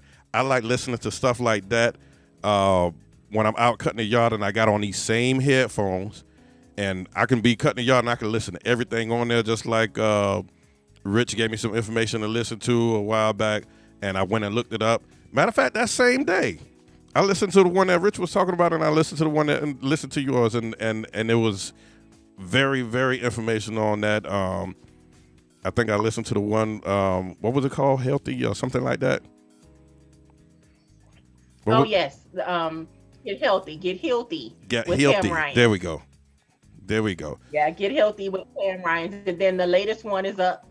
And it's very, very interesting. And it's about settling and communication issues. So very, very interesting podcast. And it's on everywhere. Everywhere podcast, you can find it. It's on Twitch. It's on Stitcher. It's on Stitcher. It's on iTunes. It's on Spotify, Amazon Music. So make sure you check it out. Yes. Google Music, Pandora, all of those. Yep. And the Ice Tray will start getting on the podcast as well. So if you missed the shows, if you missed any of the Ice Tray shows, you can catch them back on Twitch and on Mixcloud. And I think on the Ice Tray show. And on the Ice Tray show. Yep. And on the Ice Tray show on the Facebook page. So if you haven't gotten in on the Ice Tray show Facebook page, you need to get in on there. You don't want to miss topics and stuff that we will be talking about during the week, not just on the Ice Tray show, but people can put in their comments. We can put up poll questions and stuff like that. So we're doing a lot on there. Hang on. So, Peachy. Yes. Our mate says she misses the TV show, the Tom Joyner morning show. Medea said she misses the Tom Joyner show. Okay. Okay, so yes, your question. Let me see. Shout out to Stacy Raz. Your question? Oh, hey, Stacy. What's up, Stacy? Got it. Hey, Stacy. Hey, oh, Stacy. we gotta wish our son a happy birthday too. Our son just had a birthday too. What's her son's name? To your son. Yeah, happy birthday to our son. He just had a birthday. Shout out to him. Put your son name. Put your son name in the comment section, Stacy. All right. So on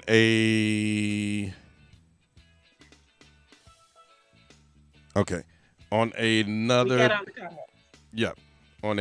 note, our main topic that we were supposed to speak about tonight is abuse. Yes. There are many types of. My wife abuse me all the time.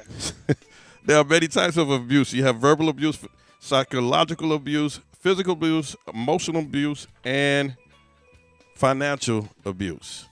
My wife do that to me all the time. Say that again, Peachy. And digital abuse. Oh yeah, digital abuse. Oh, we got to add that to the list. Digital abuse? How that? I want you to unplug the damn computer. If somebody bullying you. No, it ain't that simple to some people. We're gonna get into it. See, my wife bullied me all the time. We gonna talk about that? Hang on. Happy birthday to Sherrod White Jr. Happy birthday to you, Sherrod. Wish you many, many more from us here at the Ice Tray. Happy birthday, Sherrod. Happy birthday, Sherrod. Digital abuse. I got to put that on there. My wife be picking on me all the time. Yeah. So when we're talking about and mental abuse, you're right, Sin, and mental abuse as well. And so that kind of plays into the psychological, the mental part. Psychological and emotional. People who are damaged, for instance, Black people, we're damaged by all of the things that we're going through right now. And we have always been abused. It used to be more physical and psychological and mentally abused back in the day. But now we're going into this realm where we have all these different types of abuses, and it kind of flows into how we feel. But a lot of people don't realize that abuse it can be very subtle instead of being overt. It can be covert. And a lot of times people inflict this abuse on you and you may not even realize that it's happening, especially when we're talking about mental and emotional abuse. A lot of people don't recognize the signs of the mental and emotional abuse. They think of abuse as being physical or sexual, but the ones that really get you, the psychological and emotional, that messes with your psyche. a lot. So, Red, you want to start there, or you want me to go ahead and talk about these signs of? As far as the psychological part, I think I'm gonna continue on where we were talking about earlier when we brought all of this up. That certain people can be in a psychological relationship, and as far as being damaged. Yes. Damaged psychologically, and some people might not even realize that when they, let's say if they're in a relationship that causes that, they might not realize that when they move on to the next relationship, they still have the same patterns of the last relationship, and now you're in this new relationship, and your new person that you're dating or whatever looking at you like, wow, what's this? And they might not even realize that because they're inside that same bubble still. Correct. May I interject? May I interject on that? Oh yeah. On a serious note. What did your wife do? What did your wife do? She psychologically abused you? What? The first one did, and God got me out of that. I think we've all gone through that. No, okay. We discussed it. My wife and I actually we were talking about that, don't jump into something, until you close all the doors from your past. You know what I'm saying? And heal from your past, because you won't be able to maintain, or appreciate what God bless you with. You know what I mean? Which is your peace, and you're gonna protect your peace by all means necessary, which is your peace of mind. That is, you know what I'm saying? And ain't nothing in the world like that. You know what I mean? So yeah, yes. Close the doors, get yourself right. Because it took me personally, we were just talking about this, matter of fact, yesterday, it took me 10 and a half years before I even considered, getting remarried again and so forth. You know what I mean? Because I got sick and tired of being sick and tired of just doing a random thing, dating this person, hanging out, doing my own thing, the bachelor life and all that. I wanted somebody to compliment me, and vice versa. I compliment her. So, you know what I mean? I made sure, that somebody can put up with my craziness, you know what I mean? And my wife, she complimented me very well. Like, we compliment each other. Like today, we went up to up Palm Beach, Lake Worth, Riviera Beach, whatever, the Bikewood. And but before we went, she pulled out a yellow dress, a yellow sundress. Yeah, I'm talking about your yellow sundress, baby. She pulled out a yellow sundress, and something when she pulled out that yellow dress, that made me pull out my pink pants that I haven't worn in 2 years. You know what I mean? And we look.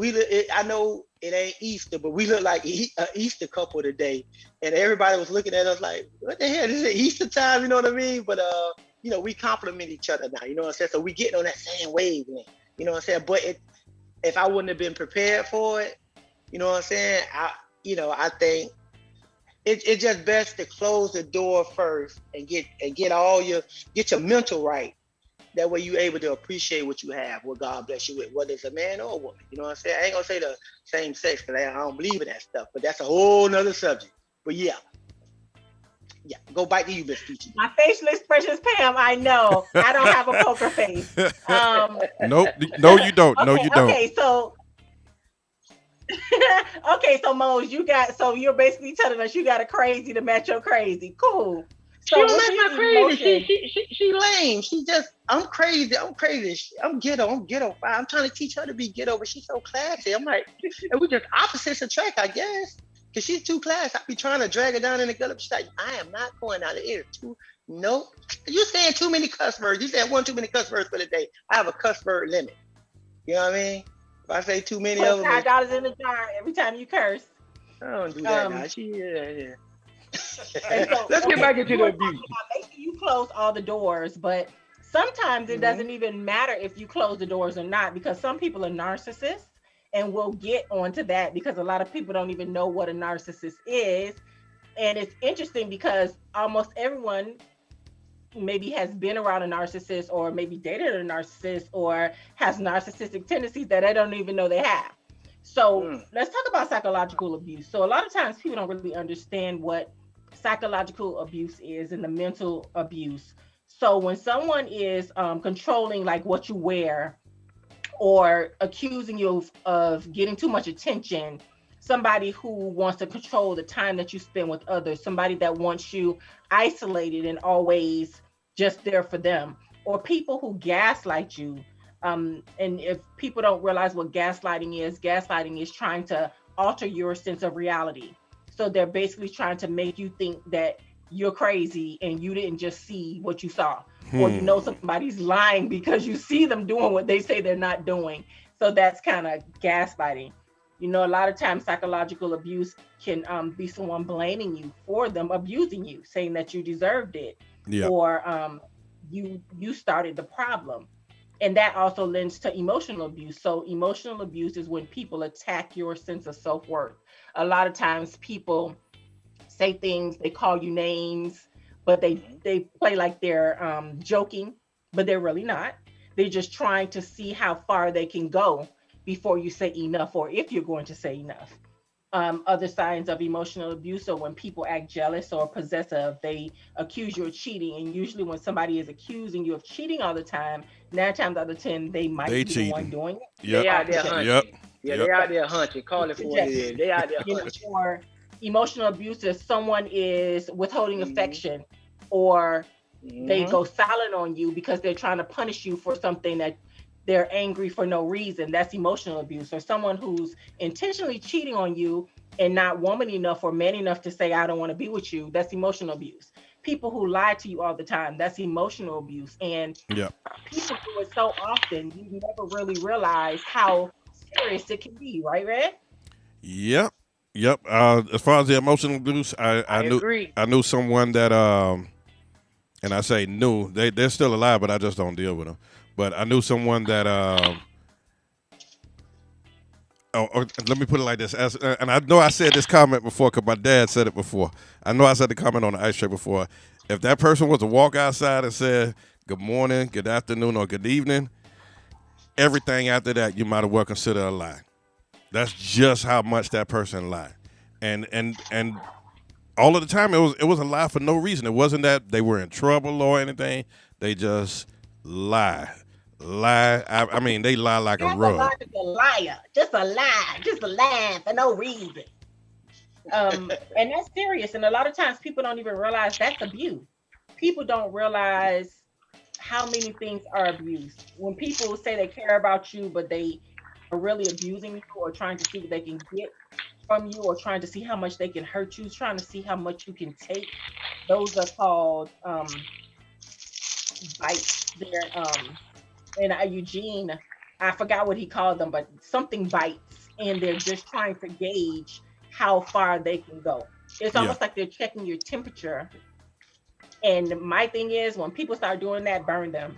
Period. Burn them. Why you have to say burn, Peachy? You know I had issues when I go to the bathroom. You had to use the word burn. Okay. You know I had issues when I go to the bathroom. Can you use a different terminology, please? Okay. Yeah, that's what I be doing. Red, why you grunting? I feel like y'all picking on me. Cause that's what I be doing when I be peeing. It be burning up here. Again, Red? I just feel like you with that song. Why is everybody y'all be picking on me? Picking on me.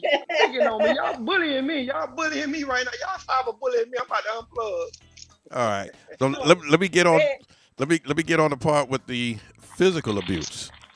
So again, people might have been, let's say, man and a woman were husband and wife rather, and the husband was always abusive to his wife. No, let me not even say that, because I've heard of women also being abusive to men. So it does go both ways, and I'm not agreeing with either one of them or whatever. And let's say that person leaves that relationship and gets into another relationship. Again, they carry stuff over. And now, let's say if that man is not beating her up or whatever, she consider him soft. She consider him weak. Why you ain't fighting me back or whatever? Yeah. Why you ain't fighting me back or whatever? And he might have been raised right. He ain't putting his hand on no woman. But, she wants that now. She's, she was in that relationship for how long with that? And now she's in another relationship, probably with a good guy. And now she wants him to put hands on her, and he's just not having it. And now she doesn't want him. Now she ends up, doing other things and maybe cheating on him, leaving him, or whatever the case may be with that. That's true. Well, a lot of times, and that's just one instance of physical abuse. A lot of people don't realize physical abuse also includes forcing someone to do work against their will, or when someone forces you to do drugs or alcohol, that's also considered physical abuse. And these are things that happen daily, and a lot of times you don't even know that you're being abused. Stopping someone from seeking medical treatment or stopping someone from calling the police, that's physical abuse. Put that phone down. Ain't nothing wrong with you. I had to walk away from a female tried to physically abuse me when I was single. She talking about some. Went to Popeyes we had a date. Went out on a nice little date and a date done that movie. Went to Popeyes chicken and back home for some Netflix. That was the nice little restaurant. And when we got back to the house, she wanted me to, things got hot and heavy or whatever. And then she wanted me to choke her. So I just gave her a biscuit and I took the water away. So I said, here, eat one of these. Because I'm not going to choke her. I gave her one of them Popeyes biscuits. The biscuit, the biscuit, you ain't got nothing to flush it down, boy. You going to choke like a mother. But I gave her one of that because I ain't finna put my hands on you. I'm not doing that. Right. Make the booty. No, I ain't doing that. Choke me. No, I ain't doing all that. I'm not physical. You're not finna whip me. You're not finna do none of that. I don't believe in that. Yeah. No, but abuse comes in many forms. Definitely. So a lot of people. Go ahead, Peachy. A lot of people don't even realize that there's a type of abuse called reproductive coercion. And okay, enlighten me on that. I gotta look that one up. Yeah, I gotta look that up. You using big words tonight. So reproductive coercion is when somebody doesn't allow you to use birth control, or if a guy refuses to use a condom, or poking holes in the condom, stealing somebody's birth control pills and hiding them, or throwing them away, or forcing someone to become pregnant, or forcing someone to get an abortion. That's abuse too, and it's called reproductive coercion. I hope y'all have y'all pad and pencil today. We're having class today. I'm taking it down too. Reproduction. So if you know anybody who's going through these things, this is abuse, and you can reach out and you can help them. But all those things fall under reproductive coercion. So, Red, when you and I were talking, you were mentioning financial abuse. Yes. And a lot of people don't even realize they're being abused financially, or when something happens, they don't realize they were being abused. So financial abuse can be like preventing someone from having access to bank accounts, or only giving someone an allowance. So sometimes when, marriages, the husband only gives the wife a certain amount of money and tell her she can't have any more. That's financial abuse. Or it goes both ways. It goes both ways. It goes both ways. Yes, the wife does it as well, especially if she's a control freak. Yes. So in all of these cases of abuse, it's both ways. Now, so when you monitor how somebody spends the money and decide what they can and cannot buy, that's financial abuse, because you're basically saying they don't have their own brain to buy what they want. Right. Now, if somebody steals your money, if somebody steals your money or your savings without permission, that's also financial abuse. I've been abused by Uncle Sam for years. He be taking too much out of my check. I know. That. Iris, listen. Iris. Hang me on. and Iris don't get along. Me and Iris don't get along. Yeah, he be robbing me every week. I look at my time, what the hell is this? How do I handle that, Miss Peachy? Listen, me and Iris, we're having issues as well. So I can't do nothing for you. Oh man, Red, you ain't got no advice for me how to get around them people. Every week they be stealing out my check.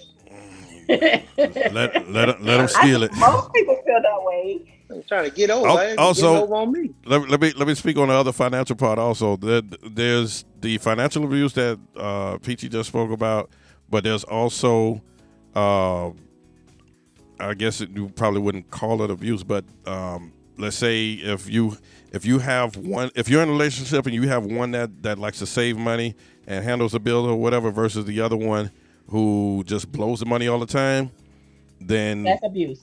Yes, that's very much abuse. Very much abuse. Yes, that's actually on this list. Refusing to contribute to shared expenses. That is definitely financial abuse, and it happens so often people don't even realize that it's abuse. Right. A lot of times we're conditioned to feel that things that occur are normal, and they really aren't normal. We tend to normalize and desensitize ourselves to things that occur, and we're actually being abused, or someone is being abused, or you may be the abuser. Hey, so Yep. if you're doing these things, you're an abuser. You're an abuser. So when I was looking at the forms of abuse, when I mentioned digital abuse, so now there's digital abuse and there's stalking. And so signs of digital abuse: if someone is sending you insulting or threatening messages over text, email, or social media, that's a form of digital abuse. And this is fairly new, and a lot of people don't necessarily think of digital abuse when they think of abuse, but it is alive and well. So if you're using social media sites like Facebook or IG or whatever to track, if someone uses those to track what you're doing and where you are, that's abuse. If someone's demanding for you to send sexually explicit photos, or they're sending you sexually explicit photos that you haven't requested, that's digital abuse. Or if someone just picks up your phone and starts looking through your phone, checking your call history, the text messages and stuff, that's abuse.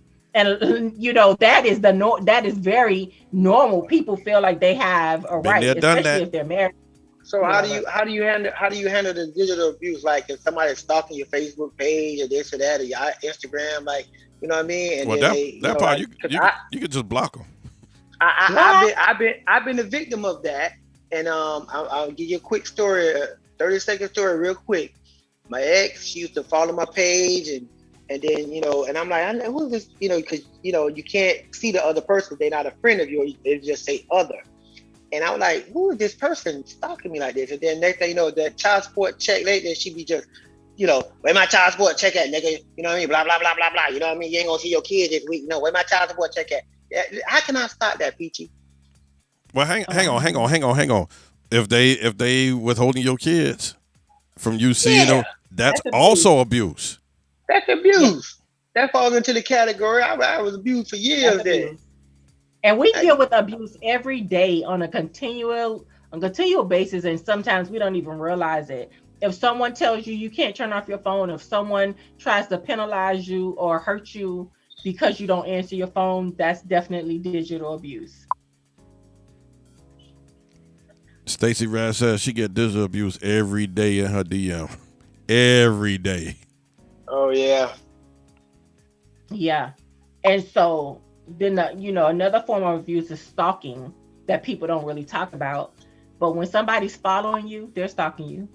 If someone is spying on you, even if and that's coupled with digitally or physically, or if you're getting unwanted packages, letters, texts, or messages on a consistent basis, that's stalking people. In case you didn't know, that's stalking. And if someone is calling you consistently after you told them don't call you anymore, they're stalking you. Oh, I've been stalked. Run. I've been stalked. Run. I've been stalked. They're a stalker. And I've been stalked a couple of for real. Stalkers before. No, I've been stalked a couple of times.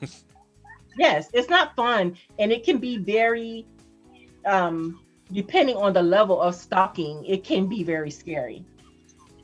I've been stalked a couple of times, and man, look at here.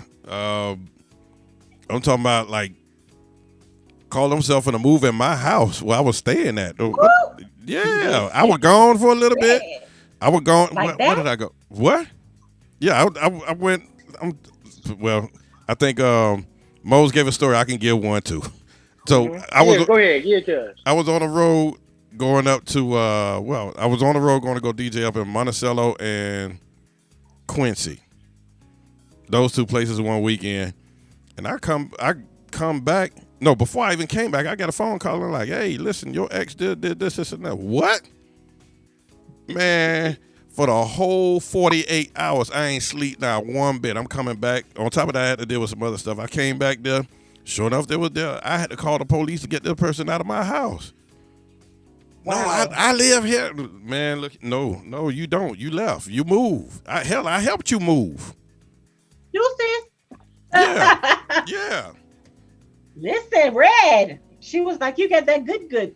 I'm not trying to. Man, look here. That there was a nightmare, but I'm glad that's over with. Yeah. Period. Yeah, and so period.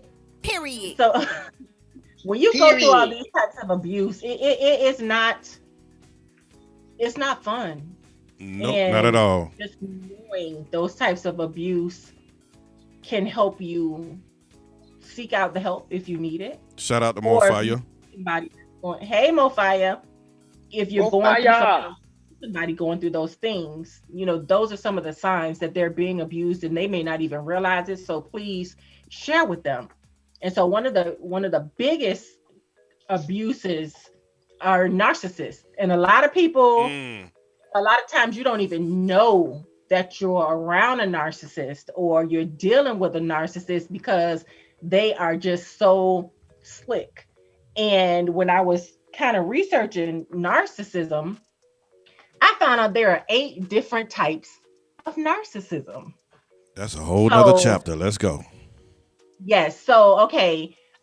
They say that most people have some kind of narcissistic traits in them.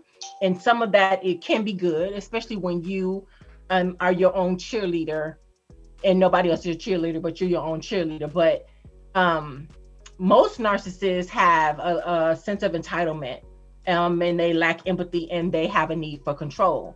And then some forms of narcissism can be very dark and dangerous. So you have to be very careful. So let's talk about narcissism, and it's 8 different types. So the first one is healthy narcissism.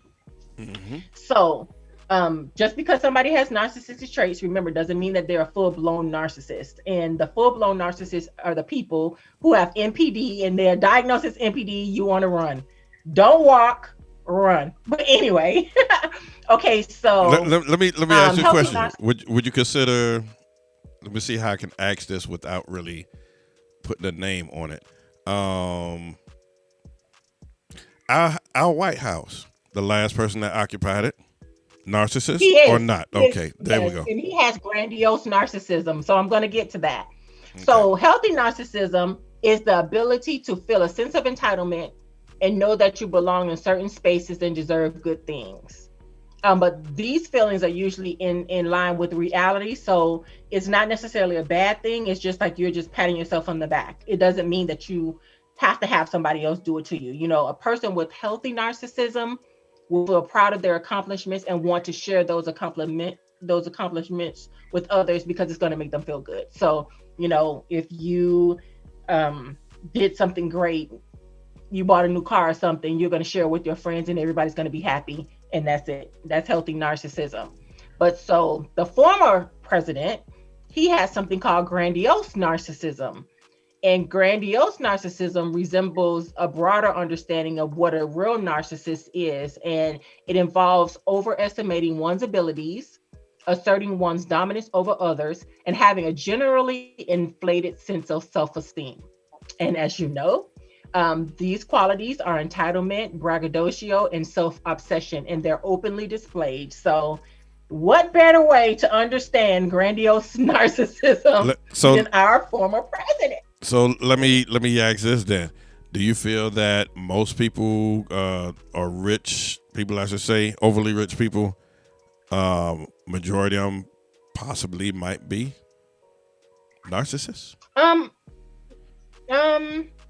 A lot of them are, yes. Okay. A lot of narcissists are leaders, but some of them are just snobs. There's a difference. Some of them are just snobs because they weren't raised that way, because a lot of times they're saying that people who are narcissists have usually gone through something. Either they're abused as a child, or it's something within their self-esteem that is broken. And so in order for them to feel better, they have to use people or feel like they're grander than somebody else. And so that ends up hurting other people, but they get joy from that. And it gets worse the more deeper their narcissism runs.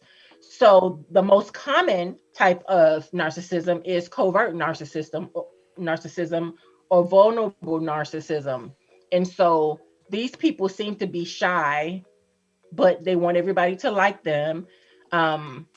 They crave recognition and they get very defensive when they're criticized.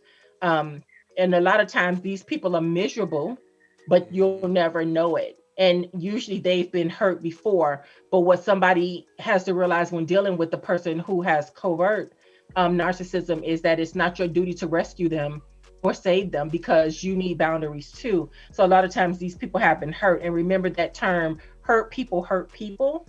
This definitely plays into that. Y'all taking notes out there? Yeah. Yep. So malignant narcissists are manipulative and malicious. They show signs of sadism and aggression, and this is the most severe subtype of narcissistic personality disorder. So it is a disease and there is no cure for it. So NPD, if, like I said, if you know somebody with NPD, like, go the other way. Okay. That way. And in this type of narcissism, they get pleasure from seeing people in pain. So they do things to hurt others and they get off on it. Weird, but okay. The next one is sexual narcissism. And people who are sexual narcissists, they're consumed by their obsession with sexual performance and the need for the sexual admiration of others. So people who are sexual narcissists are often serial cheaters. They use sex to manipulate people. They may behave violently during sex. So that in some modes, that means that they're not going to give a biscuit like you did. They're actually going to do something to hurt that person. And the sexual narcissism is part of a 3-part narcissism. So that's sexual narcissism, somatic narcissism, and cerebral narcissism. So, yeah, if you know somebody who likes choking and all that other stuff, then maybe you need to figure out if you're dealing with a narcissist. Give her Popeye's biscuit. Huh? Give her a Popeye's biscuit with no drink. Exactly. So somatic narcissists, they are obsessed over their weight and physical appearance, and they criticize others based on their appearance. So narcissists kind of feed off drama. They feed off of trying to tear you down because it makes them feel like they're superior. So if someone is consistently talking about your weight or your physical appearance or something like that, that may be a somatic narcissist. And of course, they don't have to be a full-blown narcissist, but because a lot of people have narcissistic tendencies and they don't realize it. But this is just a list for you to kind of check yourself and check the people around you to make sure that everything is cool. So number 7 is a cerebral narcissist. Cerebral or intellectual narcissists derive their self-importance from their minds.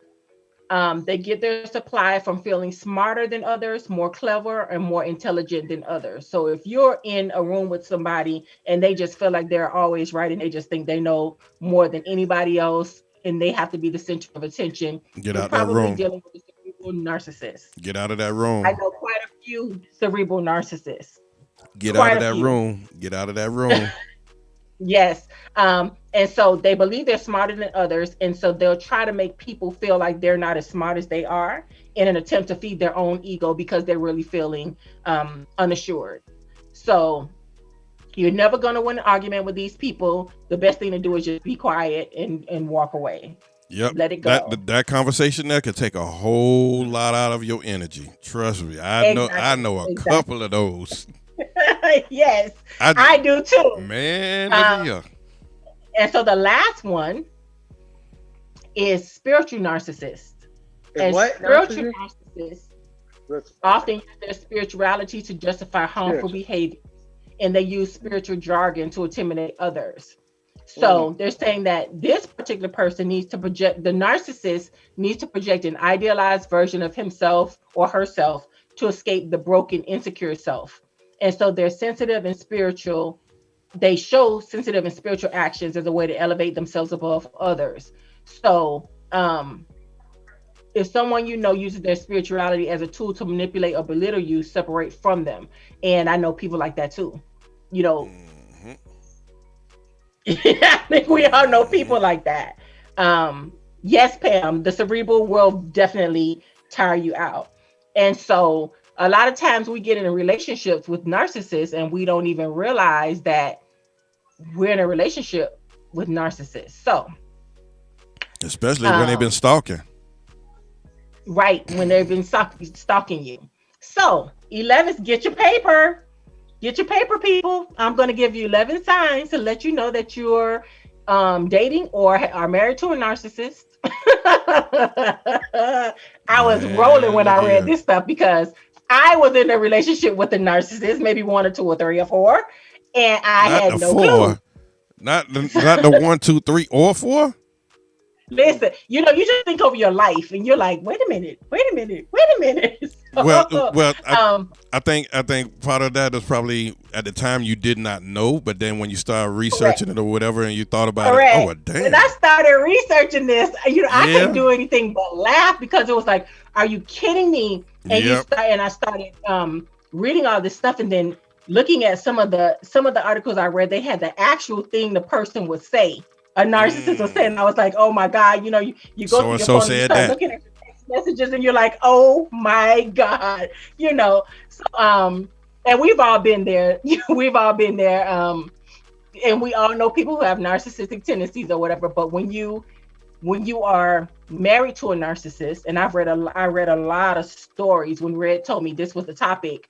I started reading a lot of stories about people who have been really, really hurt from narcissistic people who've been married for 20 and 30 years to narcissists and they finally got out, or people who were dated and were dating and they got gaslighted, people who were financially taken advantage of by narcissists because the narcissist they don't care anything about you. They look at you as prey and they want to see what they can get out of you. That's what a narcissist does. So 9 official points of people who are narcissists. They have NPD. So that's narcissistic personality disorder. Number 1, they have a grandiose sense of self-importance. So if you meet somebody and they start talking about, well, I'm this or I'm that, but you have nothing to back it up, just know that a lot of narcissists, most of them are liars. So if somebody tells you they used to work somewhere, but then you talk to somebody else and they say they didn't work here, they made it seem like they did because they wanted to feel important at that moment. They was trying to impress you to make themselves seem grandiose. Another trait of NPD is someone who has a preoccupation with fantasies of unlimited success, power, brilliance, beauty, or ideal love. That means that they have these, basically they live in a fantasy world and they selling that dream. Right. And nobody will be good enough. And so when they're dating you or when they're married to you or whatever, they're making up these stories about how things will be. And they make it sound so good because what happens, especially in relationships, and before someone gets married to a narcissist, they do this thing called love bombing. And they treat you wonderful, and then it just stops. Another trait is they believe that they're special and unique and can only be understood by or should associate with other special or high status people or institutions. Again, our former president. This is our former president. He feels like they ain't no our. That's theirs. They ain't none of mine. Yeah. Exactly. Ain't none of mine. That's one thing. Don't attach my name to that one. Yes. Well, when people feel like they're too good to be around you, or you don't have enough status, or they're trying to be in your presence because of your status or because of the connections that you can give them or the attention that they can get being associated with you, narcissistic tendencies. Narcissists have a need for excessive admiration. Narcissists have a sense of entitlement. They have interpersonally exploitative behavior. One of the things that's most important that you should realize when dealing with narcissists is they have a lack of empathy. So if you're talking to a narcissist or you're around a narcissist and something is going on and you're just, you're feeling very sad or whatever, and they just be like, my bad. Or if they do something to you and they're wrong and you know that they're wrong, and then you bring it to their attention and they'll say something like, my bad. Or they act like it's, because they don't like to accept responsibility for anything. Yeah, 9 times out of 10, you're dealing with a narcissist. Yeah, most of them don't want to accept responsibility. That's what that is. Correct.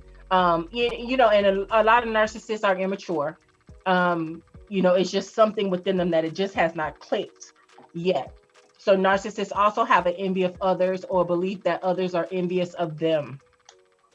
And then a lot of narcissists, they demonstrate arrogant and haughty behaviors or attitudes. Again, the former president demonstrated these. So a lot of people are diagnosed, there's an official, diagnosis of NPD, but a lot of times, again, you don't really know it. So here's some tips to let you know you were dating a narcissist or married to a narcissist. So in the very beginning, they were very charming. It started as a fairy tale. They texted you constantly. Again, the love bomb thing. They tell you how smart you are, how beautiful or handsome you are. And it's like, they want to know your every move. Like they're always on the phone with you. They always want to be around you. I mean, it's just like you feel like you're in a fairy tale. And then as soon as you do something that disappoints them, all hell breaks loose. They turn on you. And depending on what exactly you did, it really has nothing to do with you, but it's everything to do with them. I'm against eating popcorn. It has everything to do with them. I'm trying to keep my poker face on right now. It ain't working. Y'all know people like this. So if somebody comes on really, really strong, beware. We all want to feel wanted and things like that, but yeah. Going back on what you said about keeping tabs on you all the time or whatever. All the time. I still, both of us, we still do that now. Since day one, we've always been doing that, but it's not to basically to keep tabs on you and be like, oh, what you doing and this and that.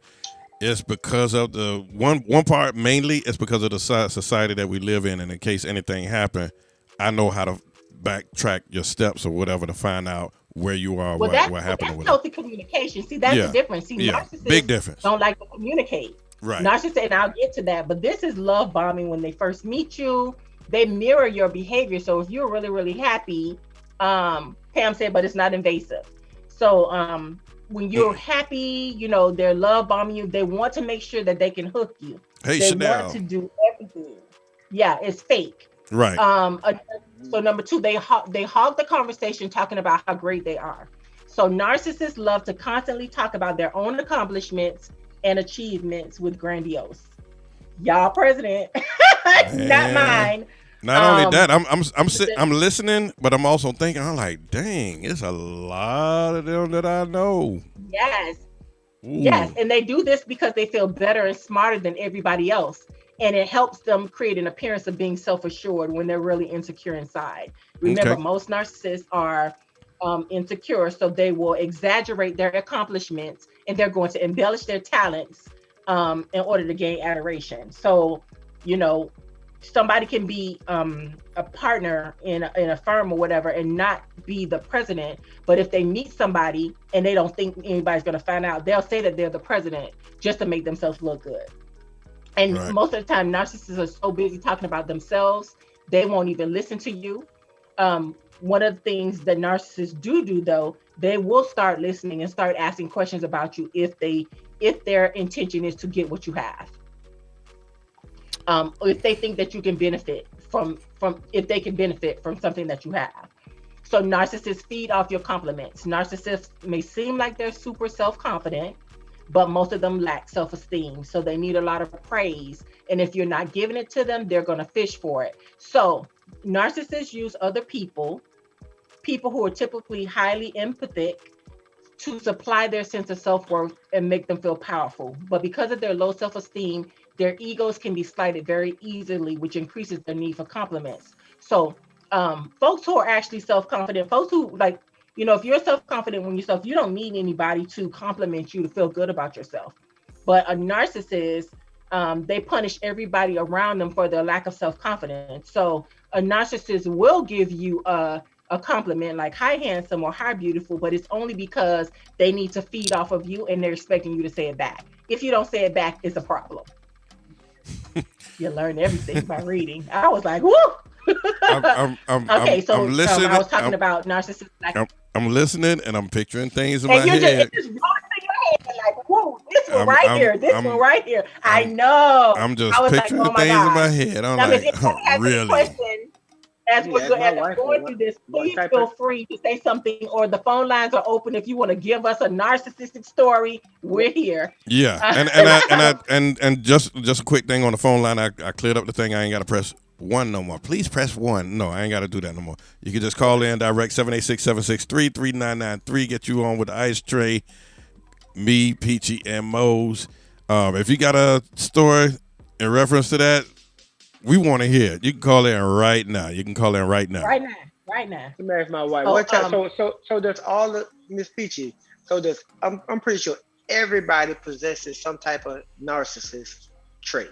Am I wrong or right? Yes, to a certain extent. But remember, there's healthy narcissism, and nothing is wrong with that.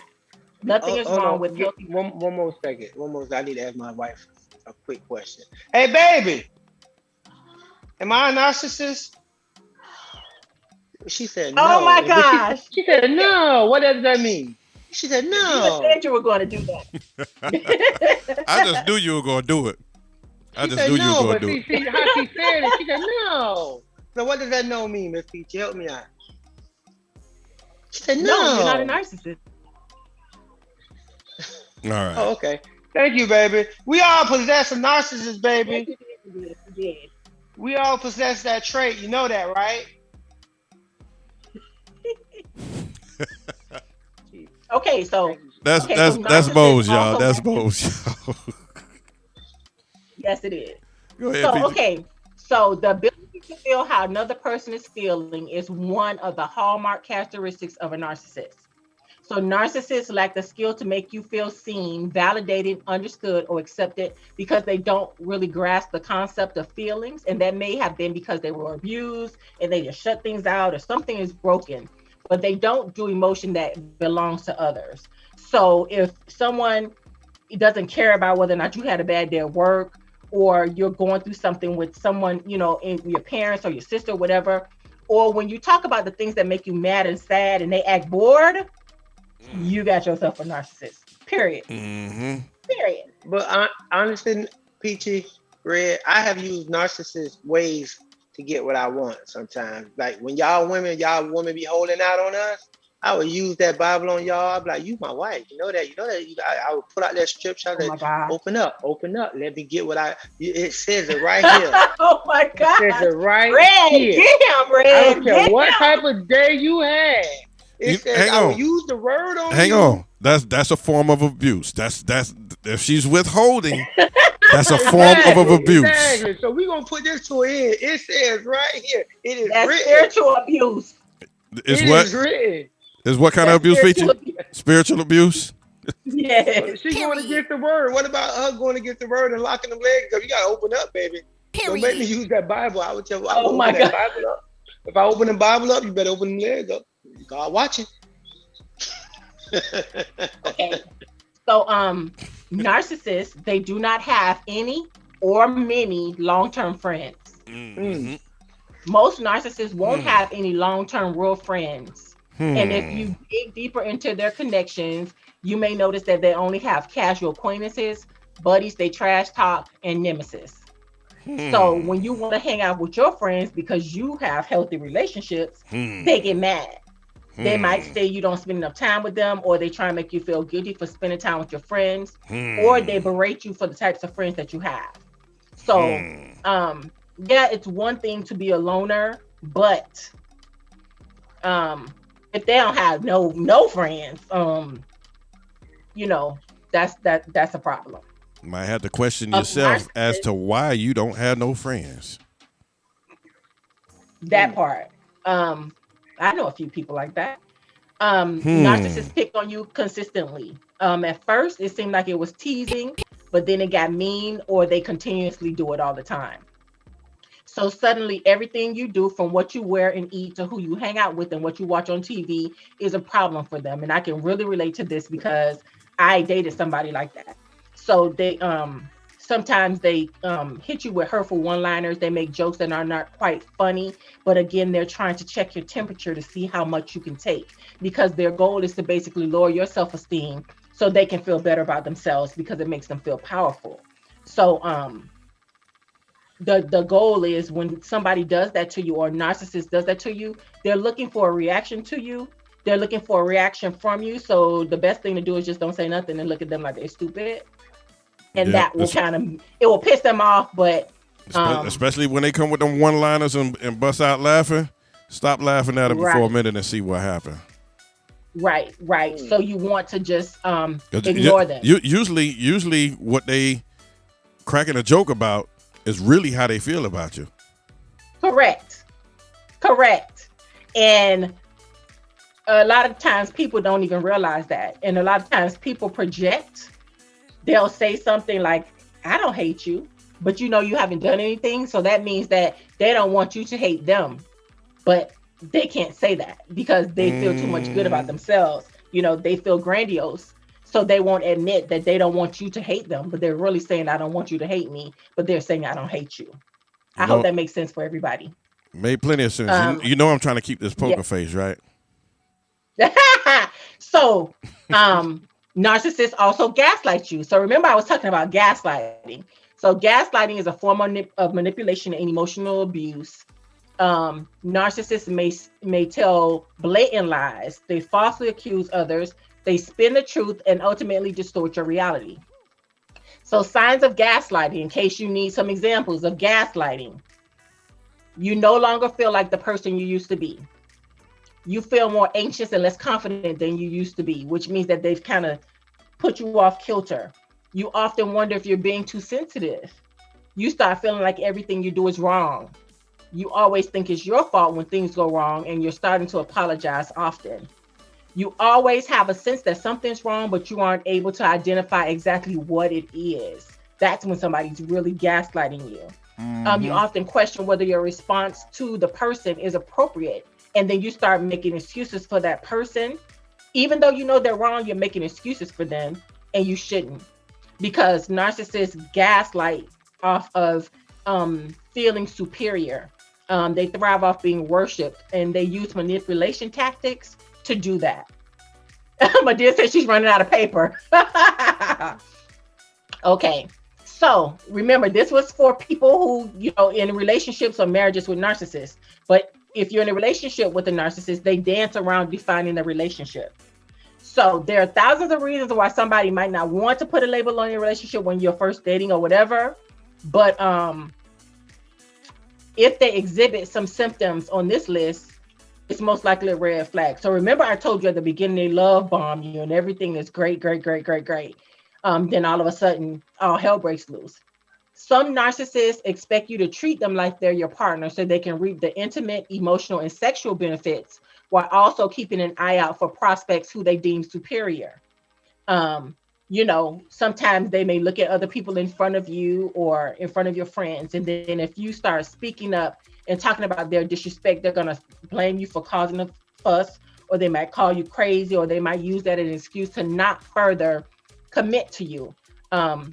But if you don't say anything, that also gives them a message that you don't deserve to be respected. So it's kind of like a lose-lose situation because it's all about them and it has never been about you. They think they're right about everything and they never apologize. So when you're fighting with a narcissist, if they don't hear you or won't understand you, won't take responsibility for what they did in the issue, they don't ever try to compromise. 9 times out of 10, you're dealing with the narcissist because remember, it's all about them. So their goal is to make you feel crazy because it's going to make them feel better. So some examples of that is if someone is showing up to a dinner or something late, or not calling when they said they would, or they cancel at the last minute on stuff, or they just don't show up. That's a narcissist, and they feel like it's okay. Good people who aren't narcissists, they're able to recognize when they've done something wrong and they take accountability for their actions. They can apologize to you and let you know, I made a mistake. But narcissists, they try to blow it off like they didn't do anything. A narcissist, they will try to panic when you they will panic when you try to break up with them. So when you start backing away, narcissists try to come a little bit harder to keep you in their lives.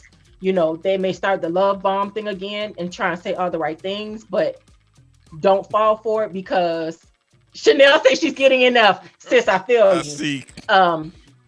they're going to show you that they never actually change. So if you happen to get rid of a narcissist and you go back, it's going to be worse because they're going to punish you. They're going to try their damnedest to punish you because that's just who they are.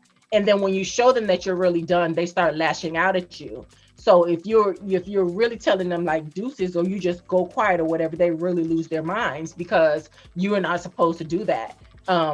It's their world and it's not your world. So, those are the types of things. So a lot of times you get into these situations with narcissists, and one of the things of narcissists, they try and use you, period. Whether it's for, again, sexual means, financial means,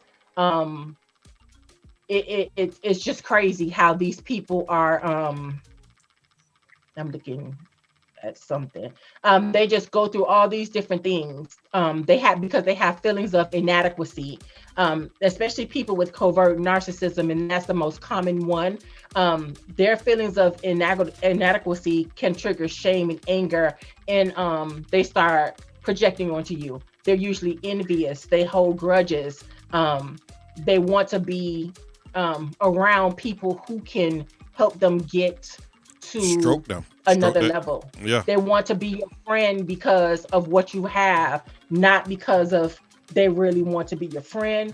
It has to be something in it for them. So if you let's say you're a promoter, a narcissist will try and stay around you or be close to you or whatever because they want to get into those events for free. They want to meet those celebrities for free, and they could give a damn about you as the promoter, as their friend, because their ultimate goal is to just be around you. Narcissists go after people who can get them somewhere in life. Narcissists go after people when they have money. Narcissists. You being a narcissist when you come up them stairs. Dreams. Boom, boom.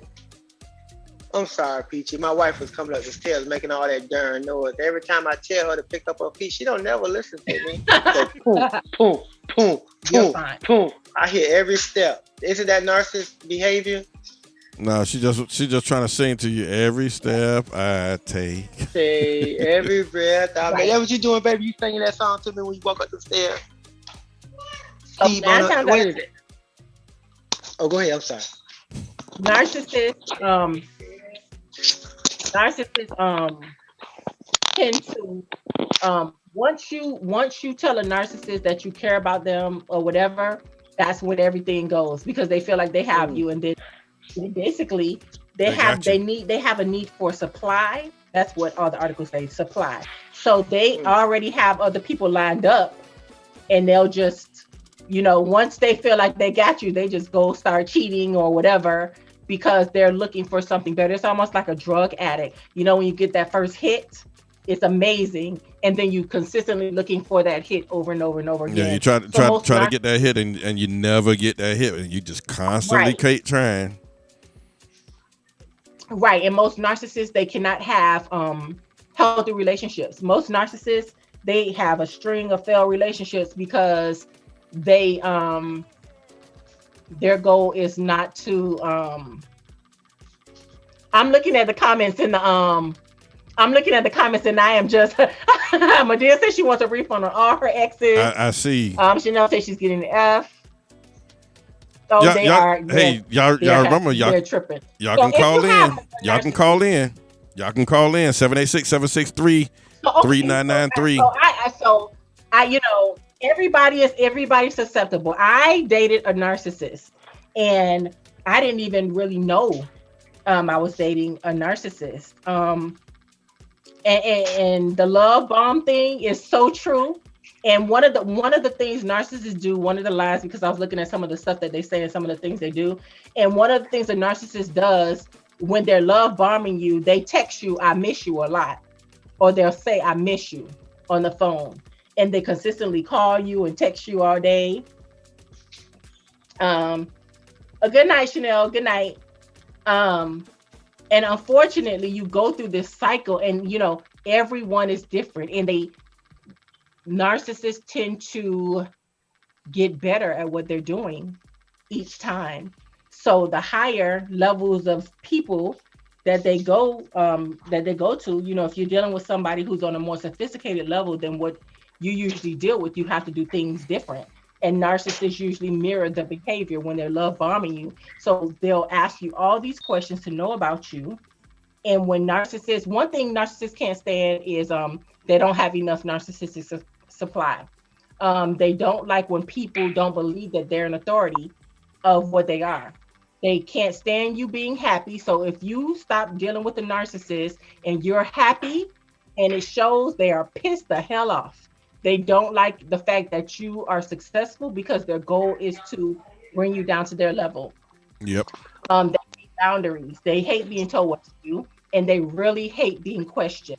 And one of the last things, they don't like being exposed. So if a narcissist feels like you have brought other people into the conversation or brought other people into letting people know what they've done, they can't stand it and they disappear. They disappear because they feel so uncomfortable that other people know that they really aren't the person that they have tried to make people think they are. Wait, so you said that they'll disappear? Yes, most of the time they disappear. Yep. They just slowly, it may be slow or fast depending on, you know, the circle of people that are around, but the or the situation for people to know. Or the situation. What happened? Or it depends on the circle of people or the situation.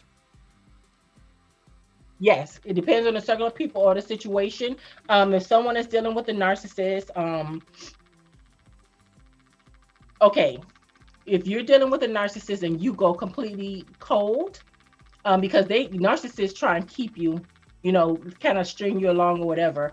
And usually when they're stringing you along, or usually when a narcissist goes cold, well, if you start noticing what they're doing and you start asking questions and things about lies that they told you, a lot of times narcissists will either they go quiet. They start calling you less, texting you less, seeing you less. They don't want to hear your voice because they're figuring out that you're figuring them out. When you go completely dark on a narcissist, it pisses them off.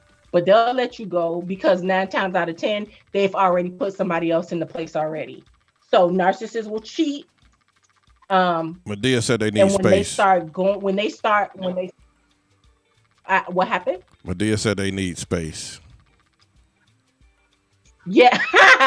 Pam said they don't want to be found out. But usually when a narcissist, or they deflect, yes, narcissists deflect. They don't like communication. So if you're someone who communicates and you try to talk to a narcissist, 9 times out of 10, they're not going to want to communicate with you.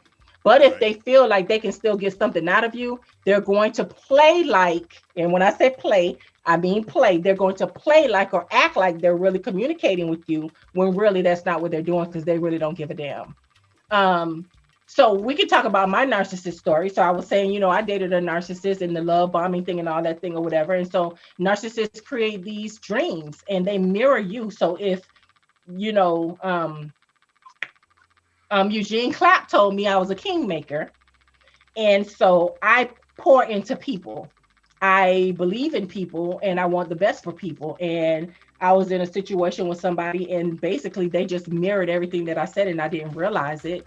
And all of a sudden, when I started asking questions about certain things, they just started going south on me. And I guess it's because I asked too many questions. But when you're dealing with me, I'm a communicator. My degree's in communications. There's no way in hell I'm gonna be with you and you can't communicate with me.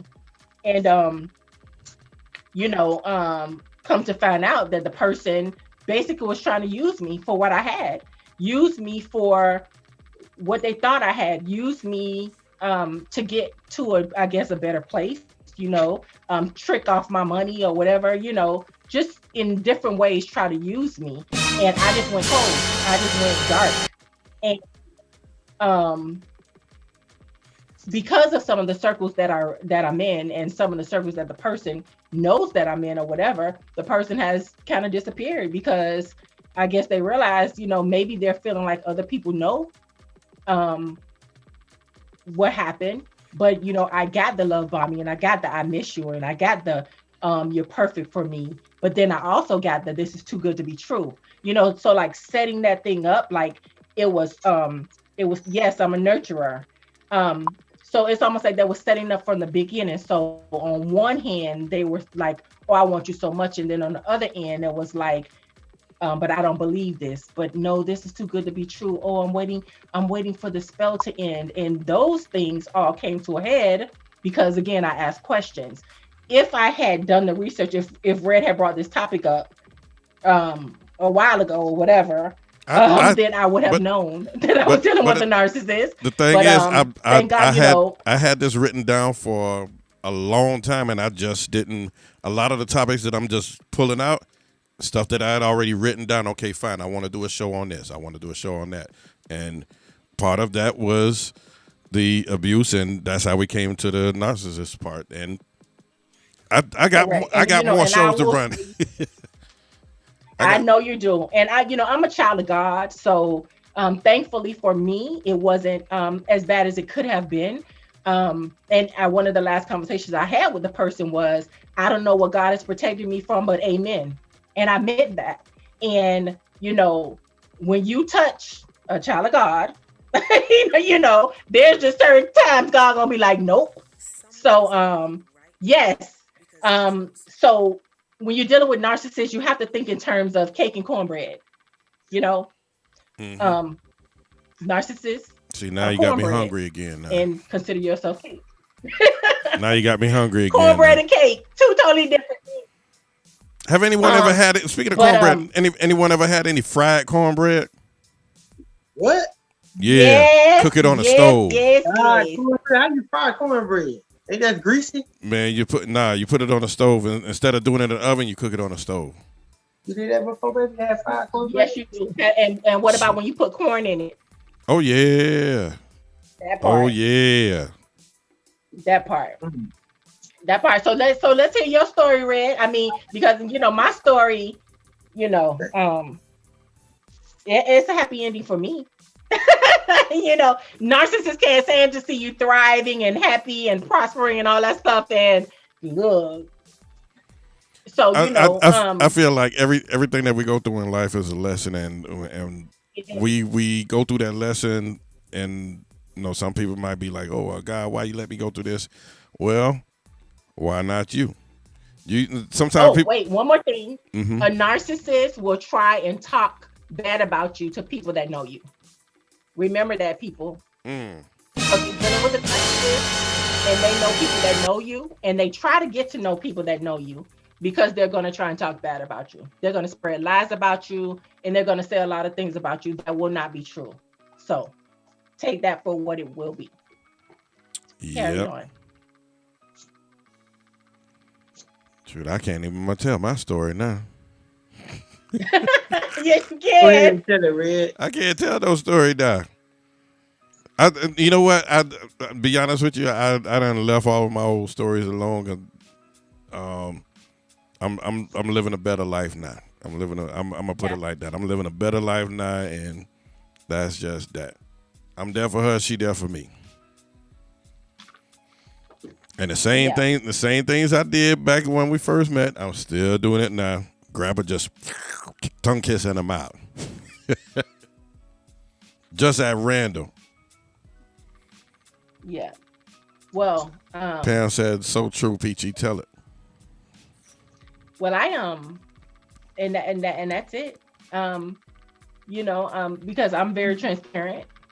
Even though Red brought up this topic, I thought it was interesting, but sometimes you have to be human with your audience, and we're all human. My situation wasn't that far off, that it wasn't that far off or whatever. So, I know yours, you've been divorced for many, many years, but, I had been single. So, it's recent enough where I can still speak on it. And, I just want people to know. I think it's great that you brought the topic up. It might have been many years, but the thought of pain or hurt or whatever will still be there in your rearview mirror.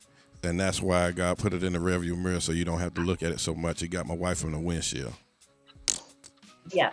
There you go. Yes, Mo's got his wife over there or whatever.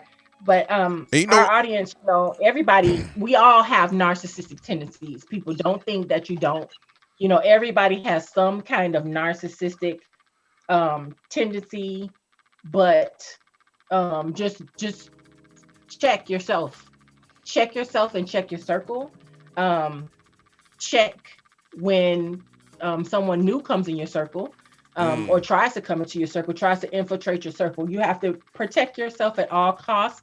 And one of the articles I was reading, they were saying that 85% of the people now are narcissists. And they said we live in a narcissistic society, and it's common now for people to be narcissists. So just be very, very careful. Especially protect yourself. Let me interject real fast, y'all. Protect your money, protect your body, protect your mind. Just protect yourself. And you'll be fine. I gotta protect my controller, Peachy.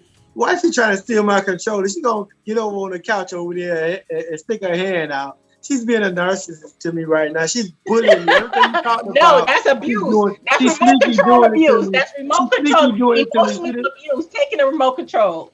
She's taking the remote control from. She gonna turn the TV her way and then stick her hand out, snatch the blanket, stick her hand out for the controller as I'm sneak peeking as I'm watching the game a little bit, but interjecting and you know what I mean. But she trying to take the controller. That's very narcissistic behavior, isn't it? And bullying behavior. We've just been talking about this all night. And here she comes bullying me. She said you need time out for 5 seconds. They say you need a timeout, Mo. Women, they're gonna stick by each other no matter what. Yeah, wifey, come get the controller. Should I take the controller? Or should I make her get up and now she laying down? Never, no. Okay, I'm gonna finish my program. I'm engaged in my program. I give up the controller because I don't want to have narcissistic behavior. Look at her hand. See the controller gone? She took it. She just took it. That's emotional abuse. Bullying. Emotional abuse. Men getting abused. I ain't but for to get into that one. Men getting abused. I get bullied around here. Well, abuse is very real, and it is. Emotional abuse, basically that digital abuse. Like a lot of people don't even think about that. So, I hope tonight it was very enlightening for everybody in terms of the types of abuse that are out there and what to look for with narcissists and.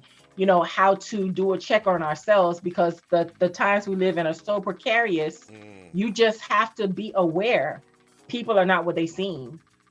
And that includes the police officers that we're talking about. Again, remember we segued from one into the other because it all ties in together. And when it comes to us as a society, as when it comes to Black people, as a collective, we are being physically abused, emotionally abused, digitally abused, psychologically abused. We have all of those things going on with us at one time. And it's hard to sometimes deal with that. So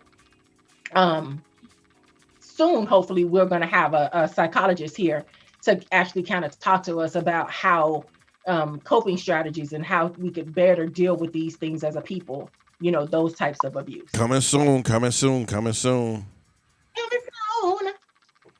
Yep. Shout out to everyone on Facebook right now that I'm going by the ones that liked and whatnot. Richard, LJ Ellis, Eugene. Yes, thank you, Rick. Thank you so much for coming on and talking to us. Tavares Spikes, Space Jenkins. Space, if you're still on here, man, I need that commercial. Memorial Day coming up. Freeman Stevens, and Cell and X Factor, and also Ravi. I think Ravi been on since the beginning. Casey and Stacy Raz.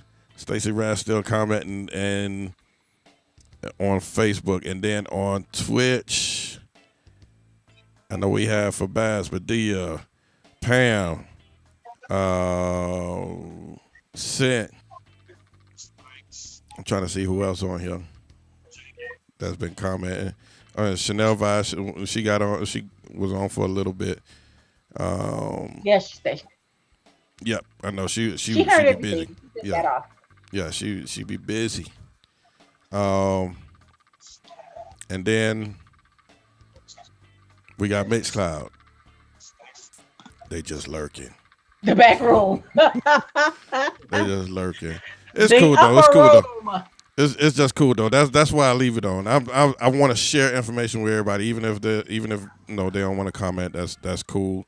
One thing about me, I hates no one. I hates no Well, one. one of the things I love about the ice tray and how the ice tray is evolving is the fact that we're talking about real things.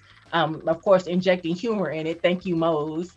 But we're talking about real things as a people that we need to talk about. We're talking about the things that happen in everyday life that sometimes we don't even recognize or we don't even realize. And then, Red, thank you so much for having this platform where we can actually talk about how we're feeling and the concerns, talking about the police and all these different things. They're just so important. And a lot of times we don't have those forms or platforms to actually come together and talk about these things and no holds barred. So thank you so much for the ice tray. No problem. And the evolution of the ice tray is amazing to me. So again, everything is moving into place. Before I brought Mose on here, before I even started the ice tray, me and Mose had already talked about me bringing him on the platform and him doing a couple of sets or whatever, and here we are, right? Mose? Oh, okay, yeah, I had a kind of call. I hear you now. My brother beat me. He watching the game. No. Wifey. He's doing what I was doing last week when I was looking at the computer. Wifey deprived me of my TV privileges. She came up here stumping up those stairs and finally held her hand out for that controller, and y'all saw that controller disappear out my hand. She deprived me. I had got a call from my little brother. I'm assuming to go to the gym. You ready to go to the gym? But what was that? My apologies. Nah, I was saying how everything is moving into place right now, and how I had already spoke to you before in reference to coming on the platform before we even started the ice tray. And I said, no, matter of fact, me and Mo's been talking for a while during this whole pandemic. And I was like, man, I need to get you on there. I need to get you on there, da-da-da-da. And finally, here we go. And it's been on the ice tray since now. Yeah, it's popping. I appreciate the platform. We all, you know what I mean? We talk about, we keep it 100 real, and 100% real. And we talk about topics that's, affecting our community, building our brand. You know what I mean? Black businesses, own businesses, becoming independent and so forth. And, just thinking outside the box and doing a lot of things outside the box that can contribute to our community, which is great, with a sense of humor, some great music, whenever we allowed to play it without them banning the greatest DJ in the land, my man, DJ Red. And now we added Peaches to the platform. And oh my gosh, we just, like a rocket, we finna shoot off. We got to get our man TJ back. Blessings to our brother, you know what I mean? I miss him, you know what I mean? Love him, and keep him in prayer. Yep. So with that, Medea says she gonna get an F. give her F now. Because they keep asking, are they gonna get tested on? You need some water? Yeah, that's what I was looking around for. That's why I've been sipping on this orange high C for the longest. You notice I ain't coughing nothing tonight. And I've been drinking ginger ale bowl. That cough is gone. Yeah, my water. Got my water. Gotta keep the water nearby, Peachy. Come on, you're a veteran now. Yep. You know better. You're a veteran now, Miss Peachy. I'm a vet. You're a vet now. Yeah. So, if y'all want the inspirational part, I'm going to be on for at least up until 12 o'clock, but I'm going to shut this down. I'm going to start it back over. And there's a but. Facebook. If you're on Facebook right now and you want to tune into the inspirational part, because I'm going to get down with the inspirational part, you need to be on Twitch or Mixcloud. Anybody that's on Facebook right now, you need to head on over to Twitch or Mixcloud. I'm not going to play the music on Facebook nor YouTube. If you're on YouTube as well, let me see. Yeah, if you're on YouTube as well, I'm going to shut that off, and it's only going to be on Mixcloud and Twitch. It's only going to be on Mixcloud and Twitch. So until then, y'all, next week, I'm going to tell y'all what. Next week's show is already laid out.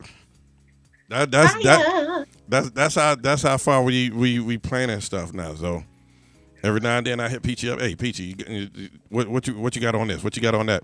Or she'll call me. Hey, have you researched this? Nope, not yet, but I'm getting to it.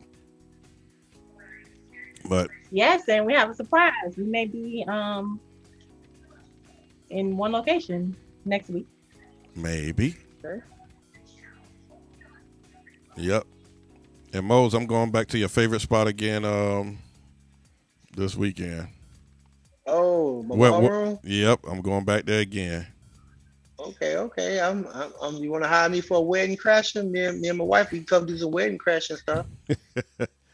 Nah, I don't even much know who I'm doing the wedding for. I'm just doing the sound for the DJ. Like, yeah, what's up, oh, wow. Yep. So I'm gonna before y'all get off, I'm gonna leave y'all with this before I jump on the inspirational part. All right. Thought for this week: peace over drama, and distance. Always. Distance over disrespect. So I'm gonna leave y'all with that, and I'm gonna shut it down. If y'all want to stick around for the inspirational, stay on there. I'm gonna start it right back up, and but it's not gonna be on Facebook. So Stacy, Raz, and everybody else that's on Facebook, y'all need to head on over to Twitch, and I'm gonna put the link in on Facebook real quick.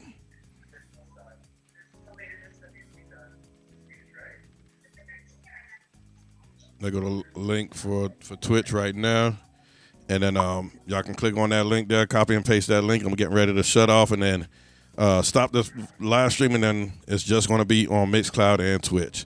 So until then, y'all have an amazing week, everybody. Yep. Last words, Peachy. Last words, Peachy. Real quick. Have an amazing week. Don't let nobody steal your joy. Mose. And be productive. All right. And Mose. Yeah, we got keep God in everything we do. Yeah, Amen. that part there. And where's my other thing at? All right, y'all. So I'm getting ready to shut it down real quick, and then we coming back on with the inspirational, but it's only going to be on Twitch and Mixcloud. Only on Twitch and Mixcloud. All right. Peace, y'all. All right. Pleasure, family.